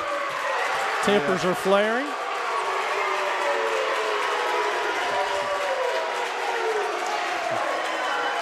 Yeah, it's going to be a technical on Donovan at least. Well, let's see if we can sort it out as they come to the scorer's table to sort it out. I don't know what the calls are. I don't either. I'm not sure what happened, transpired that had Donovan laying on the floor over there. And I'm not sure what's the calls are. We've not got any clarification.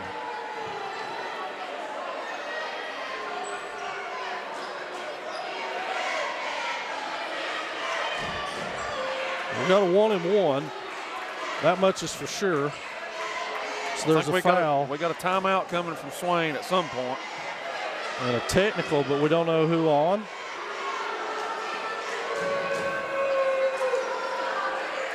It's on Donovan. I saw her give the number 2. So we got a timeout. We'll try to sort it out during the break.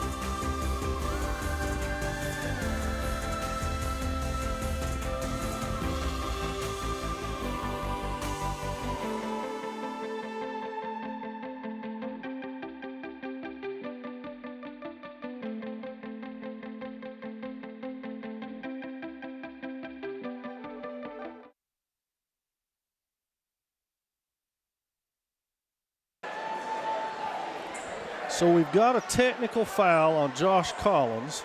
That will count as a personal for him.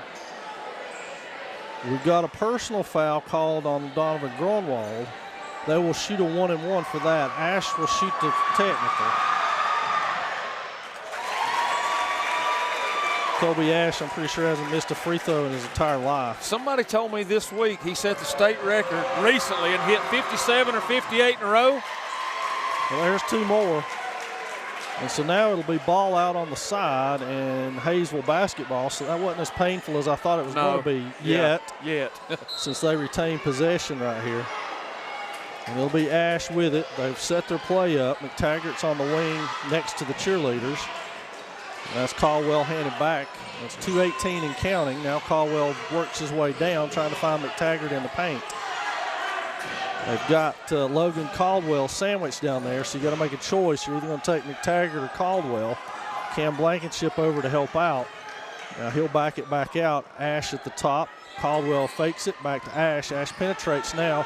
Shot on the way. It is no good. Collins with the rebound. Good job of Cameron Blankenship tapping the ball to Isaiah. So not near as painful as we thought it was going to be. Penetrating kick to Hyatt. Now Hyatt works his way in, has it poked away. Back to Blankenship. 137 and counting. It's 29-28 Jackets. Backdoor cut by Kirkland. Pull-up baseline jumper is no good. Blankenship tries but can't get it. That'll be Hooper with the rebound. He hands it off to Ash. Ash to the line. Into the paint. Corner 3 on the way, and it is no good. Collins bats it. McTaggart tracks it down. He's got it in the paint. Asher Brown off the three-point line. And that's going to be throw it back court. And he just let it go out of bounds, which means Swain will get it down there. Donovan Grunwald checks back in for Charlie Collins. And Carter Kirkland will inbound. 29-28, 107 remaining in the first half of this one. Grunwald fights his way in, and we got a foul. And that's on Asher Brown. 2 on Brown. Taylor McClure at the scorer's table will get Brown out. He's a little better of a matchup against Donovan Grunwald. Yeah. I still wouldn't mind to see Donovan go to the low block on that. I'd love to see him down there working. What a move. Can't get it to fall. And Cameron gets it back. Are they going to call Cameron for the foul? They got him for the foul, yeah. Jim. That's Cameron's first, team 8. And that's a 1-and-1 for the Jackets, which is what we feared, but there's only 1 minute, 2 seconds remaining before the half. Let's see if the Jackets employ some pressure as Coach Michael Cottrell changing the defense. And the guards are going up, so that probably means there's some press coming following the free throw by Logan Caldwell, who, Jeff, interestingly enough, missed a free throw in the 8th grade. And that's been it for him since. Yep, you're right.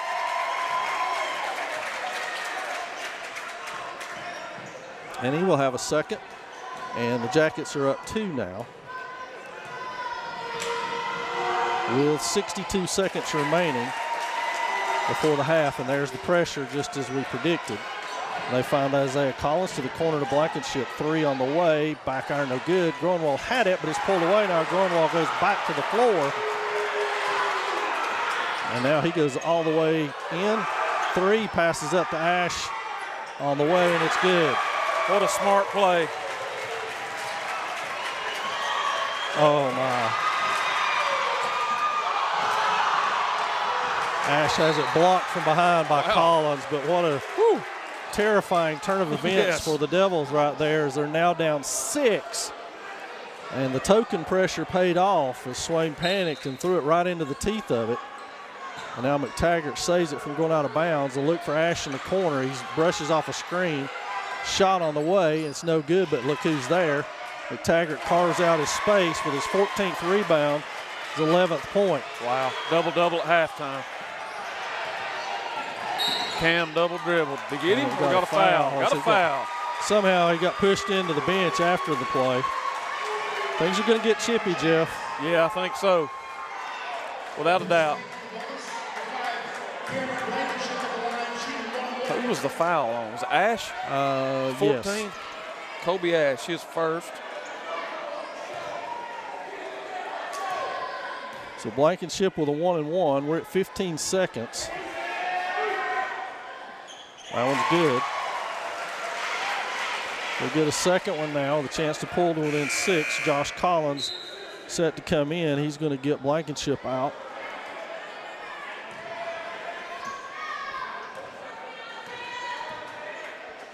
Blankenship with a second one on the way now, and it is up and good as well. And that will get Collins into the game with 15 seconds left.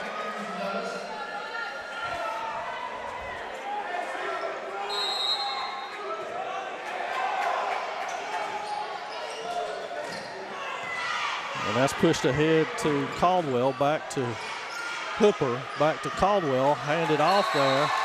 And it will be Swain basketball. Swain basketball, nice. Blankenship back in for Collins. Still token pressure by the Jackets, and why not? It's paid off in a couple of easy buckets for them. We've got 5 seconds remaining before the end of our first half of play. Remember, stay tuned for a special presentation at halftime. We'll have that for you as soon as things settle down just a little bit and everybody have a chance to catch your breath. Yeah. We're down to 4. We got to get a shot off. Isaiah's going to be the guy. Oh, my goodness, he almost banked it in. He didn't go, but that's going to do it for first half. It's 36-30. Jackets on top. Again, stay tuned. We'll have that presentation for you here in just a few moments.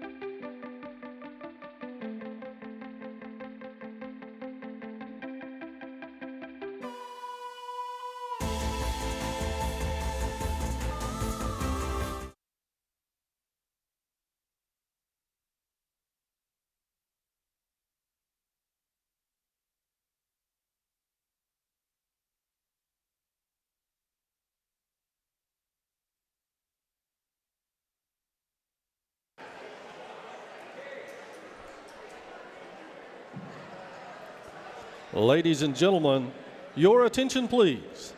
Please direct your attention to center court, where Swain High Athletic Director Neil Blankenship has a very important presentation. As you know, it is a long-standing practice at Swain to award championship rings to individuals and teams who win a state championship. Tonight, we would like to honor someone who has, in essence, won a state championship. At this time, we ask Carrie Powell to join Coach Blankenship, which she has. We are honored to present Carrie with her own state championship ring for being named the 2021 Elton Hawley North Carolina Athletic Trainer of the Year.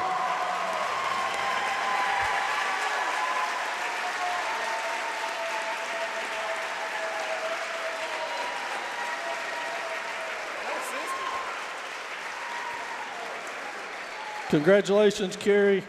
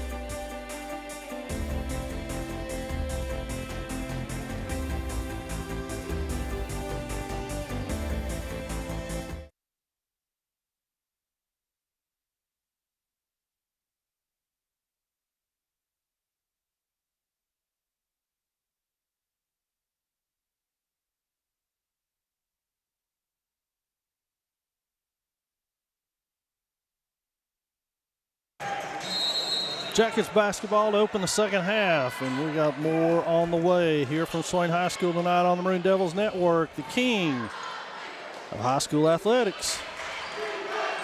Jackets with a 6-point lead in the first possession, an opportunity to extend that possibly against this zone defense, the Maroon Devils. That's front iron, Brown with the rebound. And he's got it. Up and in, Asher Brown. First points of the night for Brown. This is not a team you can try to get a run out on by not rebounding. Grunwald loses it out of bounds, and this is a critical time right here for the Maroon Devils. We can't let them get away from us at all. They're going to come out and press. Blankenship knocked to the ground. And again, another offensive rebound. Ash is not going to miss that one. Yeah, he is. Isaiah fights for it. Isaiah pushes the ball hard down the court, all the way to the paint. Can't get it to fall. Ash streaks into the front court, turns around, finds McTaggart. McTaggart fadeaway jumper from there, off. Collins with his 10th on the boards. Ahead to Blankenship. Hyatt cuts through, back to Collins up top. Pull-up jumper from the free throw line, front iron. McTaggart now 16 rebounds by my count.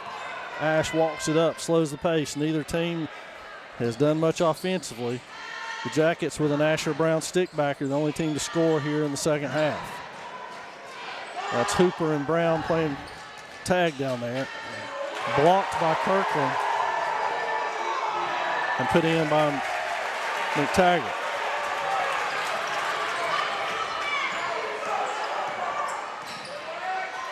Devils beneficiary so far of a 4-0 run by the Jackets here, and it's doom time. 10-point lead now by the Jackets.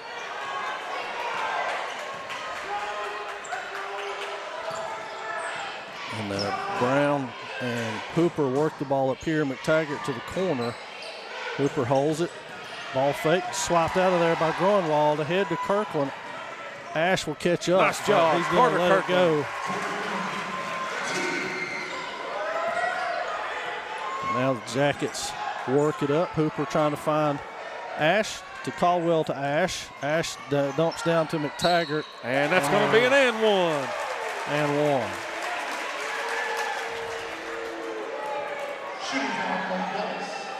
McTaggart's just so strong with that basketball underneath. Yep. A lot of those fouls we've committed underneath, most players you'd be able to stop that bucket from going in. You just can't hardly do that with him. So he'll have a chance to extend the Jacket lead to 11, the largest of the night.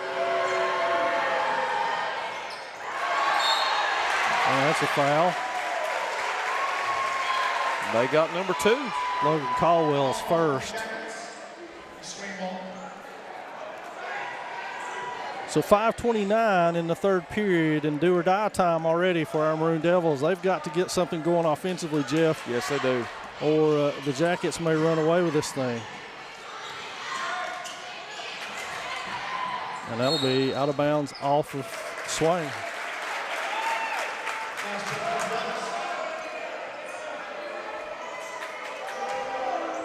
So McTaggart inbounds. Ash puts it on the deck and gets it up court to Caldwell, who looks to spin it to the other side now, having given up his dribble. Finds Asher Brown. Brown inside McTaggart. He's pushed off of that spot now. He puts the ball on the deck, gets down lower, kicks it all the way across court, finds Ash with it.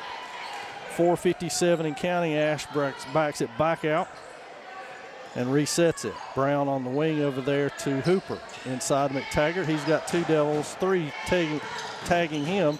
It's batted away by Grunwald. Ash dumps it inside to McTaggart. 2 Devils on him. He pushes his way out of bounds. And they got him. Foul on McTaggart. Only his second. 4:38. And the Maroon Devils have halfway through the third period have got 1 point. Yeah, we've got to get something to fall here. Screen. Nothing for Hyatt. Grunwald, who was hot in the first half, crosses over, goes to the hole, and they're going to call him for a travel. Only travels have been called tonight have been on the Maroon Devils, Jeff. Yep. That's something that the Swain crowd is not very happy about. We got a timeout, Maroon Devils. It's 30. We'll be back.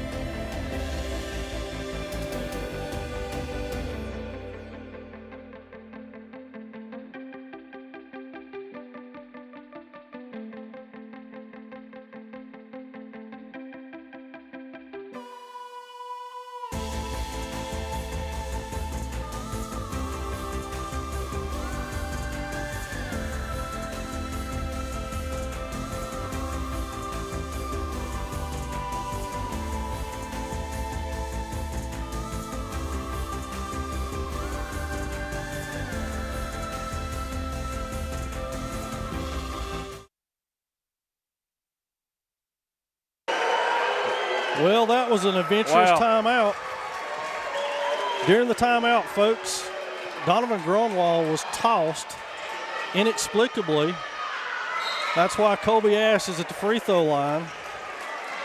And now things with a chance to really spiral way out of control for the Maroon Devils as they're talking. Michael Cottrell and Scotty McMahon are almost near midcourt talking to each other. It's not a heated exchange. I think they're both just asking each other what the heck is going on. Scotty McMahon was in his huddle talking to his team when the official walked up and gave the technical symbol and then motioned for Donovan to leave. And so Donovan Grunwald has apparently been thrown from this ball game.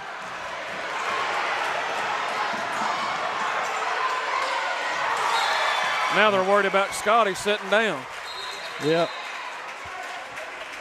He didn't get a technical foul.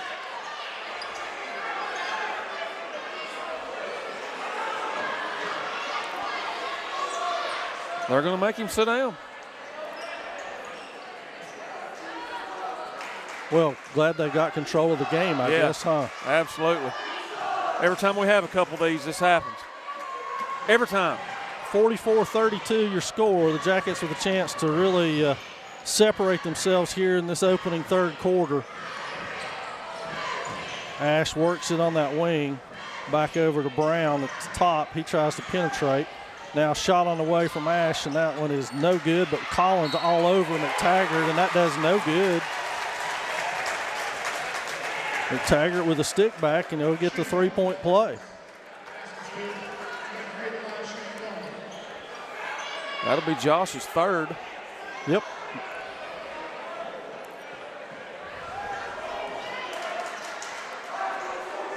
And so McTaggart will go back to the line. He's got 17 now to go along with 19 rebounds. That one is good as it rolls all the way around and gets in. And now Collins steams the other way against Brown behind the back between the legs. Drops it off for Blankenship. Blankenship off the screen, three on the way, down and out. McTaggart with a rebound. And he just kicks it to the corner to Asher Brown, and now the Jackets reset their offense, and Collins is going to foul out of this ball game. That's number 4. Pretty quickly.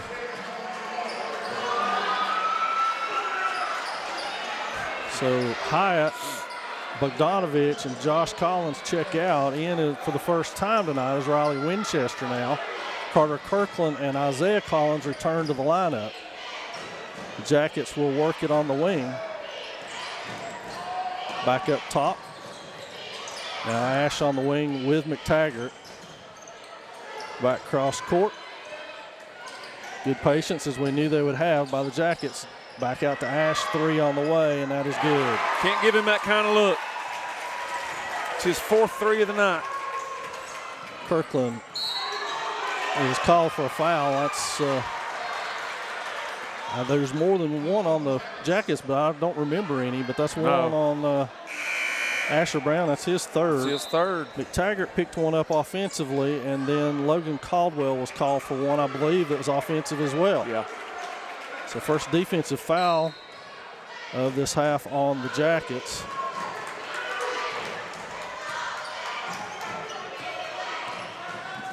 So Carter Kirkland works the ball out on the perimeter. Blankenship looks for the pass. Charlie Collins rotates around. He's got Logan Caldwell on him. Sets the screen for Kirkland. Now Isaiah Collins sets one as well. Back to Isaiah. Flips it back to Collins. Fade away in the corner, way off. Rebounded over there by Ash. They've got a run out. Advantage in the numbers. They go all the way through. Riley Winchester goes out of bounds. No call on that. McTaggart tips it in. Then has some words for Collins as he does. And it's suddenly a 20-point bulge here, Jeff. And Scotty McMahon has seen enough. He's called a timeout. We'll take it as well. I think he may have got tossed.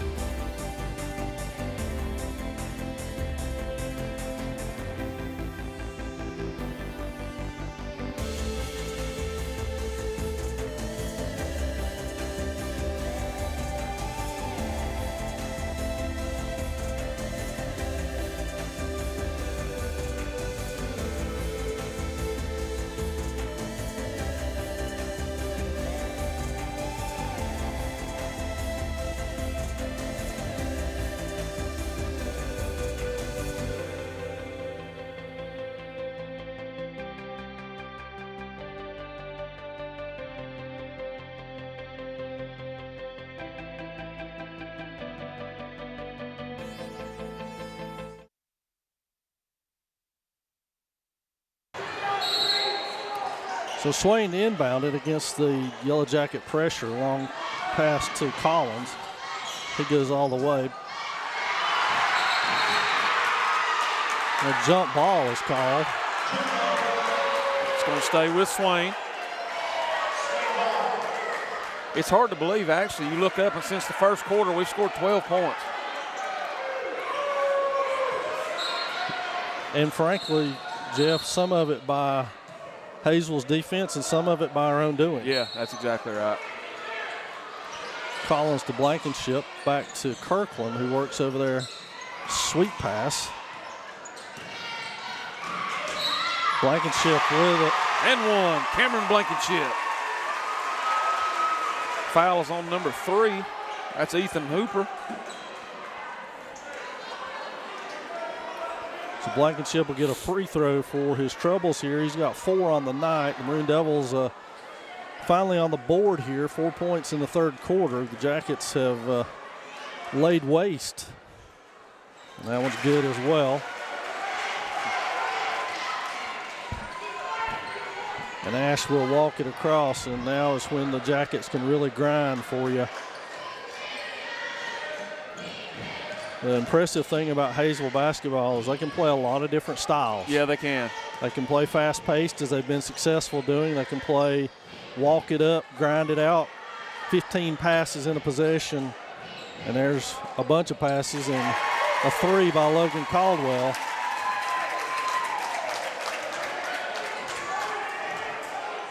And now it's back to 20 for the Jackets. Kirkland works over there against Caldwell. Collins again has it batted away by McTaggart. Up and under. Bucket. Some of the Devils pressing, some not.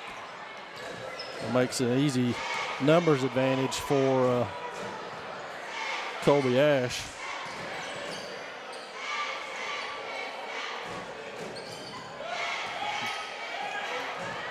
Hyatt tries to get the steal, but can't get it. Now they kick it all the way around. Ash clean look at a 3.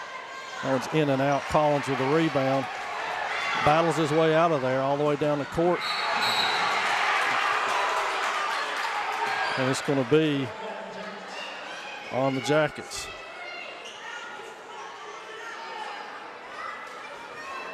Foul on Taylor McClure? Was he even in that scrum? Yeah, he's in there. No, I meant was he in Oh, that I don't know about that. threesome going up and down the court? Got a water bottle out on the court? I don't think anything's going to surprise me about this game anymore. No, me either.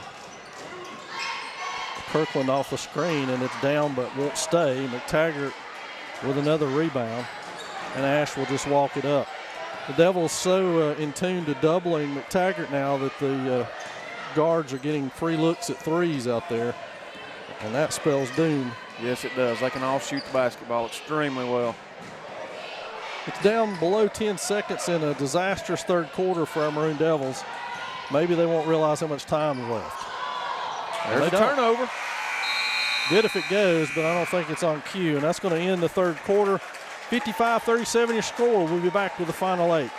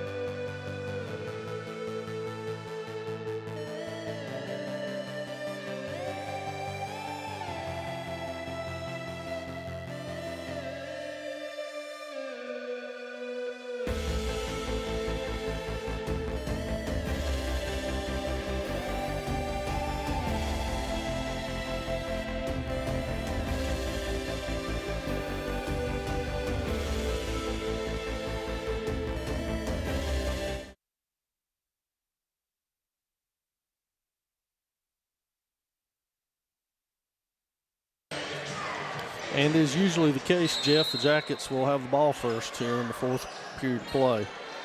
And it's going to be Hooper with it. He'll set the offense against Isaiah Collins. Steal by Kirkland. And he lays it in. Carter Kirkland. Good start to the fourth for the Devils. Oh, he got him for the offensive foul. That'll be on Kobe Ash, his second.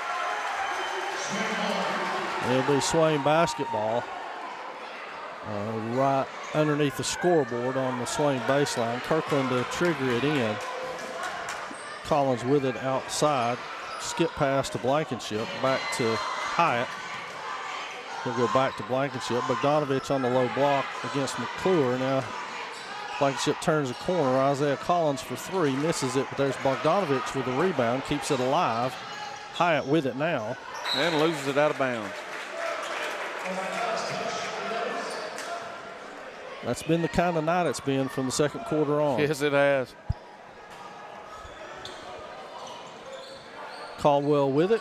Cooper Hyatt will dog him as they head up court. Hyatt runs with him. Now Caldwell will set the offense. He's got McClure over here. Collins on him. McTaggart posts up, and Bogdanovich can't even get a chance to play defense before they call him with a foul. And it will be Jacket ball. Ash will inbound it from under their own basket. Easily inbounds to McTaggart. Back out to Hooper. Back to Ash. Inside to McTaggart working against Bogdanovich and Collins. Dumps it to McClure. Misses the shot, but there's McTaggart. And it counts.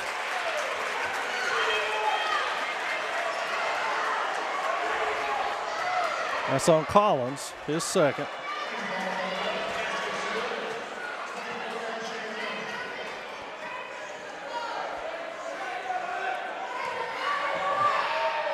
McTaggart at the line, and he's got that one. Got him for 23. Well, that's how many rebounds he has. 23 and 23. Hyatt works over on the wing against Ash. And that's tied up. Jump ball will stay Swain ball. Stay with Swain. Not sure where Collins and McClure are going. They're not either.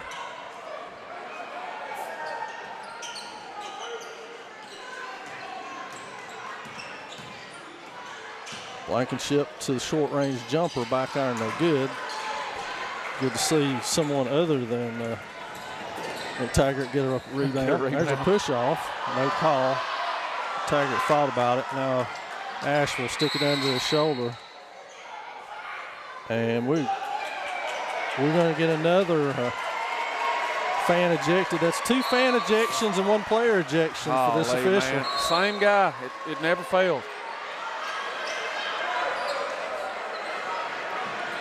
So Jackets ball, 6:25 and counting. It won't be the last one. Probably not. Maroon Devils have got some ground to make up. Ash beats Kirkland all the way to the bucket, lays it in, uncontested.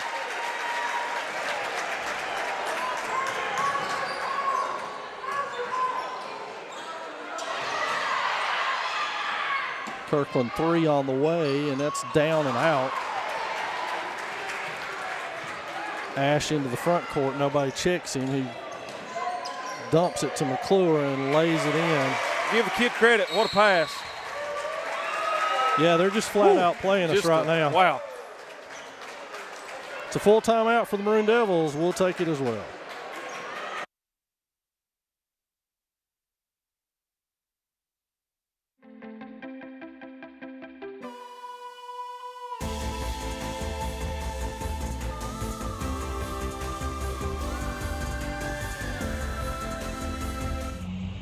Hey Maroon Nation, my name is Erin Jenkins and I'm an alumni of Swain High and also the Maroon Devils Network. The network you're watching right now helped me chase my dreams and get my start in broadcast journalism. From weekly interviews with Coach B to hosting game day specials and even getting to sit down with some of Swain High's greatest football legends. History of the Maroon Machine. All of these things helped get me to WNCT 9 on your side in Greenville, North Carolina as an on-air news reporter. Right now, you can help other students just like me to chase their dreams by liking, subscribing, and sharing the Maroon Devils Network. As always, go Big Maroon!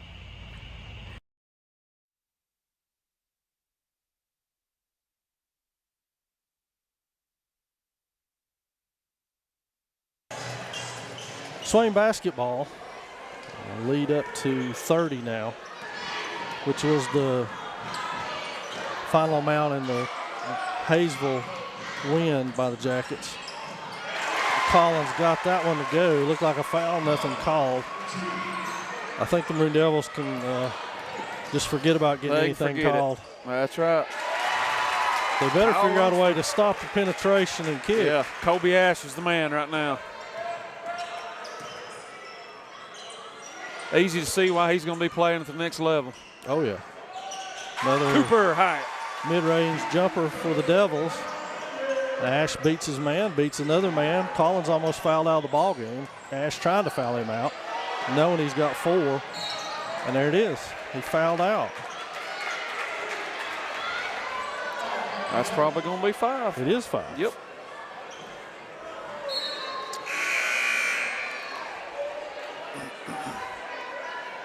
Bogdanovich is coming out, but Josh Collins is going to have to leave. So he was fouled out. He didn't realize the technical counted, I'm sure. Nope. Those are personal fouls as well. Yep, they count. So Ash will go to the line, and as we said, he's never missed a free throw.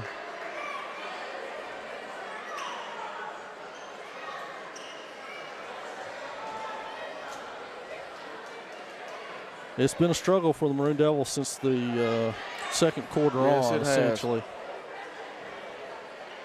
Now Ash will go back to the line. He's got 20, make it 21 on a perfect 5 of 5 night from the line. And in case you're wondering, McTaggart is not going to play collegiate baseball because he's playing collegiate football. That's right. Yep. Shot on the way and good. And the Jackets still pressing.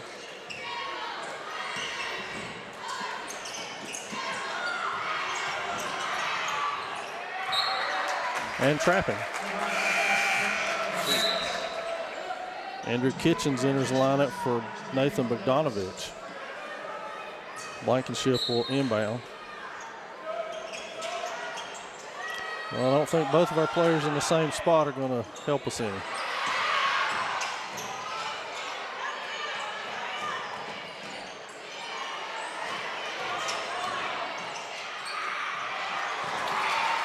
Easy run out for Ash. Blankenship tries to track him down and is going to get called for the foul. 3-point play for Ash. And Blankenship's second foul.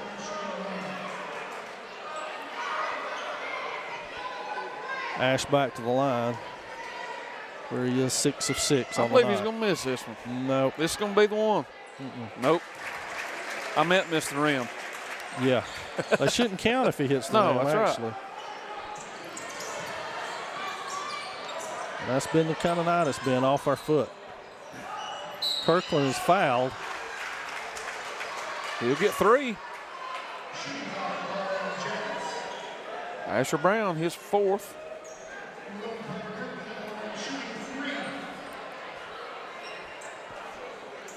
We've got Hooper, who's been out of the game, back at the scorer's table.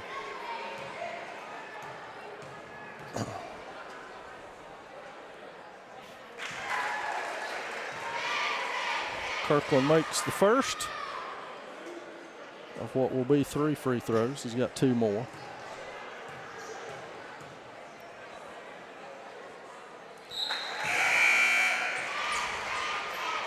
Brown will check out.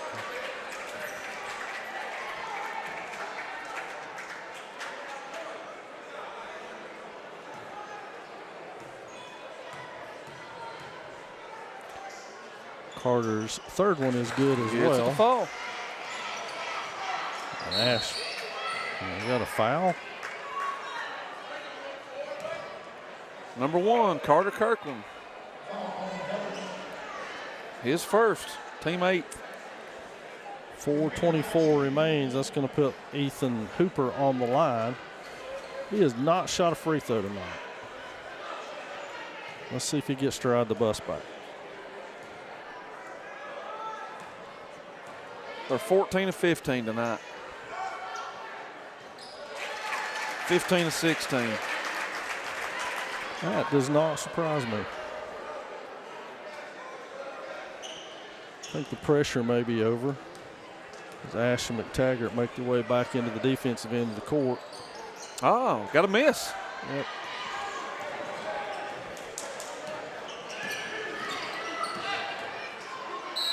And that's an offensive foul. Same guy. Collins is third. Not that it matters. Wow. As I'm telling you. Ash, the instant press breaker. Yeah.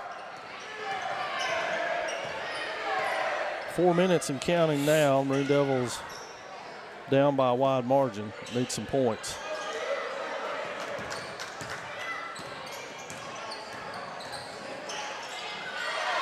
Batted away by Isaiah. Isaiah charges head. All the way to the hole, and that's going to be a foul. Isaiah will shoot 2. Foul on number 2 or 3? She went like that. That could have went.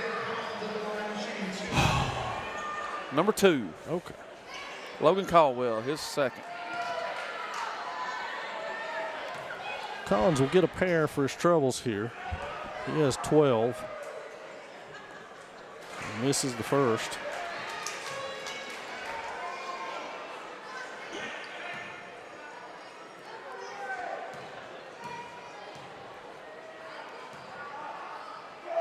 And that one is good.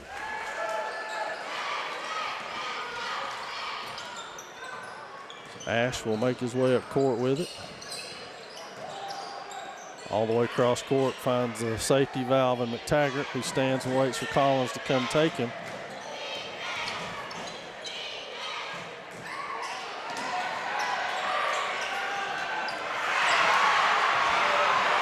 What just happened? I don't know. McTaggart did something to Collins or said something, and I totally missed it.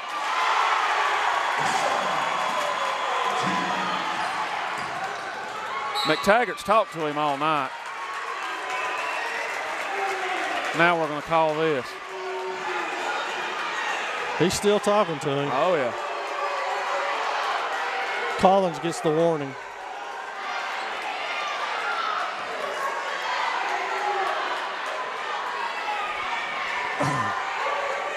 Now him and Cooper Hyde are having words. And Hyde is shooed away. Still nobody said anything. No, nobody said anything to McTaggart. Not a word. Meanwhile, Ash makes the free throw. McTaggart's coming out of the ball game.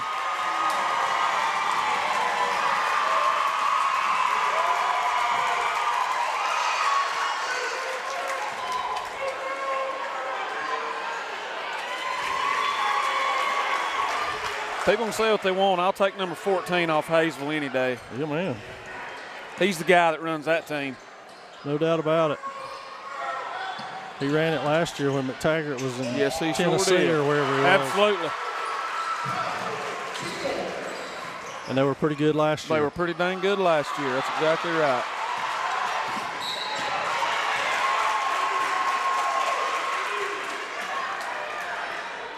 Cam Blankenship's been a marked man tonight. Yes, he has. Every time he's touched it, they've tried to maul him. Foul on Hooper. Cameron should be shooting 2, I think.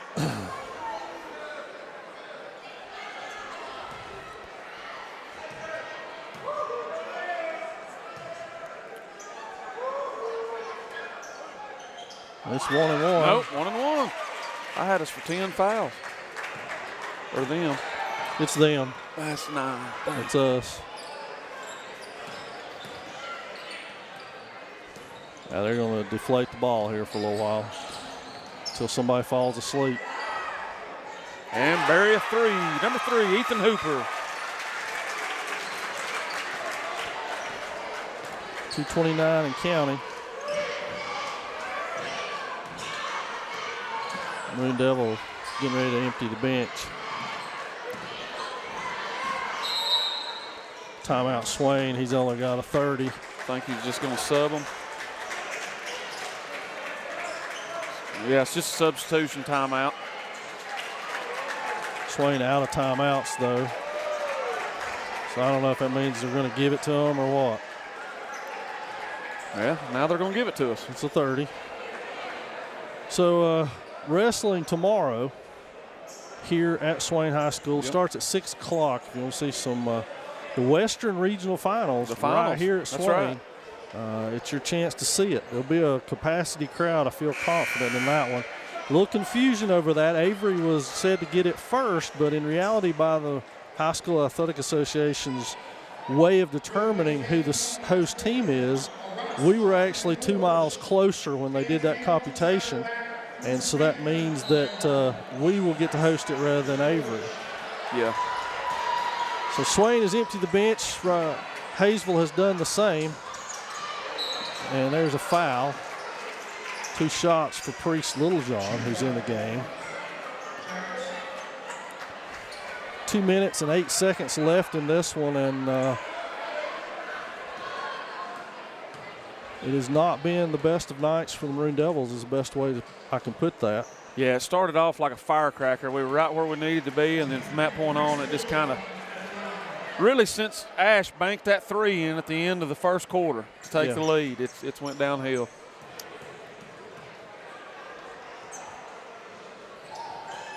Priest gets on the board with a made free throw. Brown is run on by Lanning. It's going to be a foul on Will Jenkins. He'll get in the scorebook. And Asher Brown will shoot some free throws. He's got 4 fouls. Not that it matters at this point. Maroon Devils successful in the JV game, 59-37, and then the Lady Devils successful in the women's contest, 55-43. Maisie Heltman, 26 points in that one. And so good night for Swain High School until this point. It's been rough going for the Maroon Devils. Yeah, They've had a hard time offensively getting anything going. I think, honestly, the Yellowjackets took them out of their comfort zone and frustrated them, got under their skin a little bit, and it got to them, and that's unfortunate. But Coach Scotty McMahon and his troops will learn from that and get back on the horse Friday for Murphy. Friday will be senior night, by the way. These men have got 11 seniors, so it'll be a long senior night, but it'll be worth tuning in for, as the Bulldogs are in town. And it should feature, this was the #1 team in men's basketball. We should feature the #1 team in women's basketball, but they're not ranked there, and that's what Coach Ray Gutierrez was upset about. Not necessarily that they weren't #1, but that they were not getting the respect the defending champions should get. Champion, right. And I concur with him. I think the sticking point for him was that they had Rosman ranked ahead of them. Oh, really? Yeah. I've not even seen the rankings. Wow. Rosman was ranked ahead of Murphy in the poll, and I think that's what had Coach Gutierrez a little upset. I'm sure the Tigers have a very good basketball team. I'm not belittling them in any way, but Murphy is otherworldly right now. Tune in Friday, and you should be able to see that, because they're very good. Yeah. And the Smoky Mountain Conference is still the toughest place to play, because it really doesn't matter where you're at. There are so many given rivalries that it's going to be tough no matter what you do, as witnessed by us losing at Robbinsville. Yes. In a men's contest, and Murphy's girls losing to Cherokee. To Cherokee, that's right. So it's a rough conference. If you come out of Smoky Mountain as a #1, you've earned it. You've earned it. That's right. Every night. And for Hayesville to be sitting here undefeated and earned it, that's really something. Or at least so far undefeated. I don't know who they've got on the rest of their schedule. I know they've got some games that with Cherokee, I believe, still. I don't think they've played them at all. Yeah. You know, they're one of those teams that it's going to take just a dang near perfect night to beat them. They're going to have to be a little off. You're going to have to really take care of the basketball. And when you get those easy opportunities, score. Yeah. They're just that good. It's a possession thing. You've definitely got to make every possession count. We don't have any timeouts, but he wants to get Little John back in the game. Let's see who's going to get him for.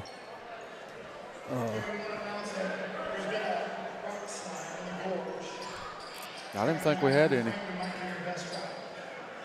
Saying, just heard the PA announce there's a rock slide in the gorge. Oh, wow. That may cause some problems. I hope not for the folks from Hayesville. It's been a heated game, folks, but make no mistake about it. The Hayesville Yellowjackets are a good basketball team. They came into town and took care of business tonight. Yes, they did. Unfortunately, so sometimes you have to just tip your hat and say, on this given night, you were better than us, and we'll move on from there. Riley Winchester with a 3. Hey, knocks it down.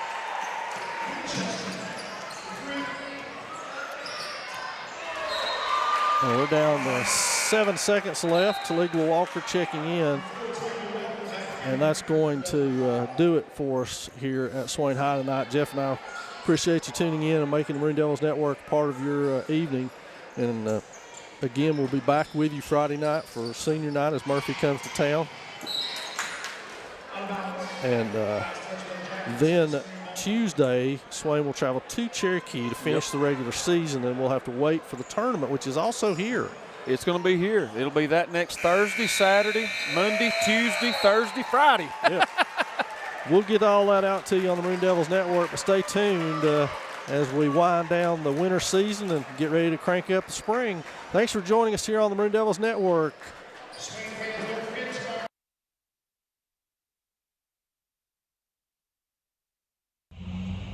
Hey Maroon Nation, my name is Erin Jenkins and I'm an alumni of Swain High and also the Maroon Devils Network. The network you're watching right now helped me chase my dreams and get my start in broadcast journalism. From weekly interviews with Coach B to hosting game day specials and even getting to sit down with some of Swain High's greatest football legends. History of the Maroon Machine.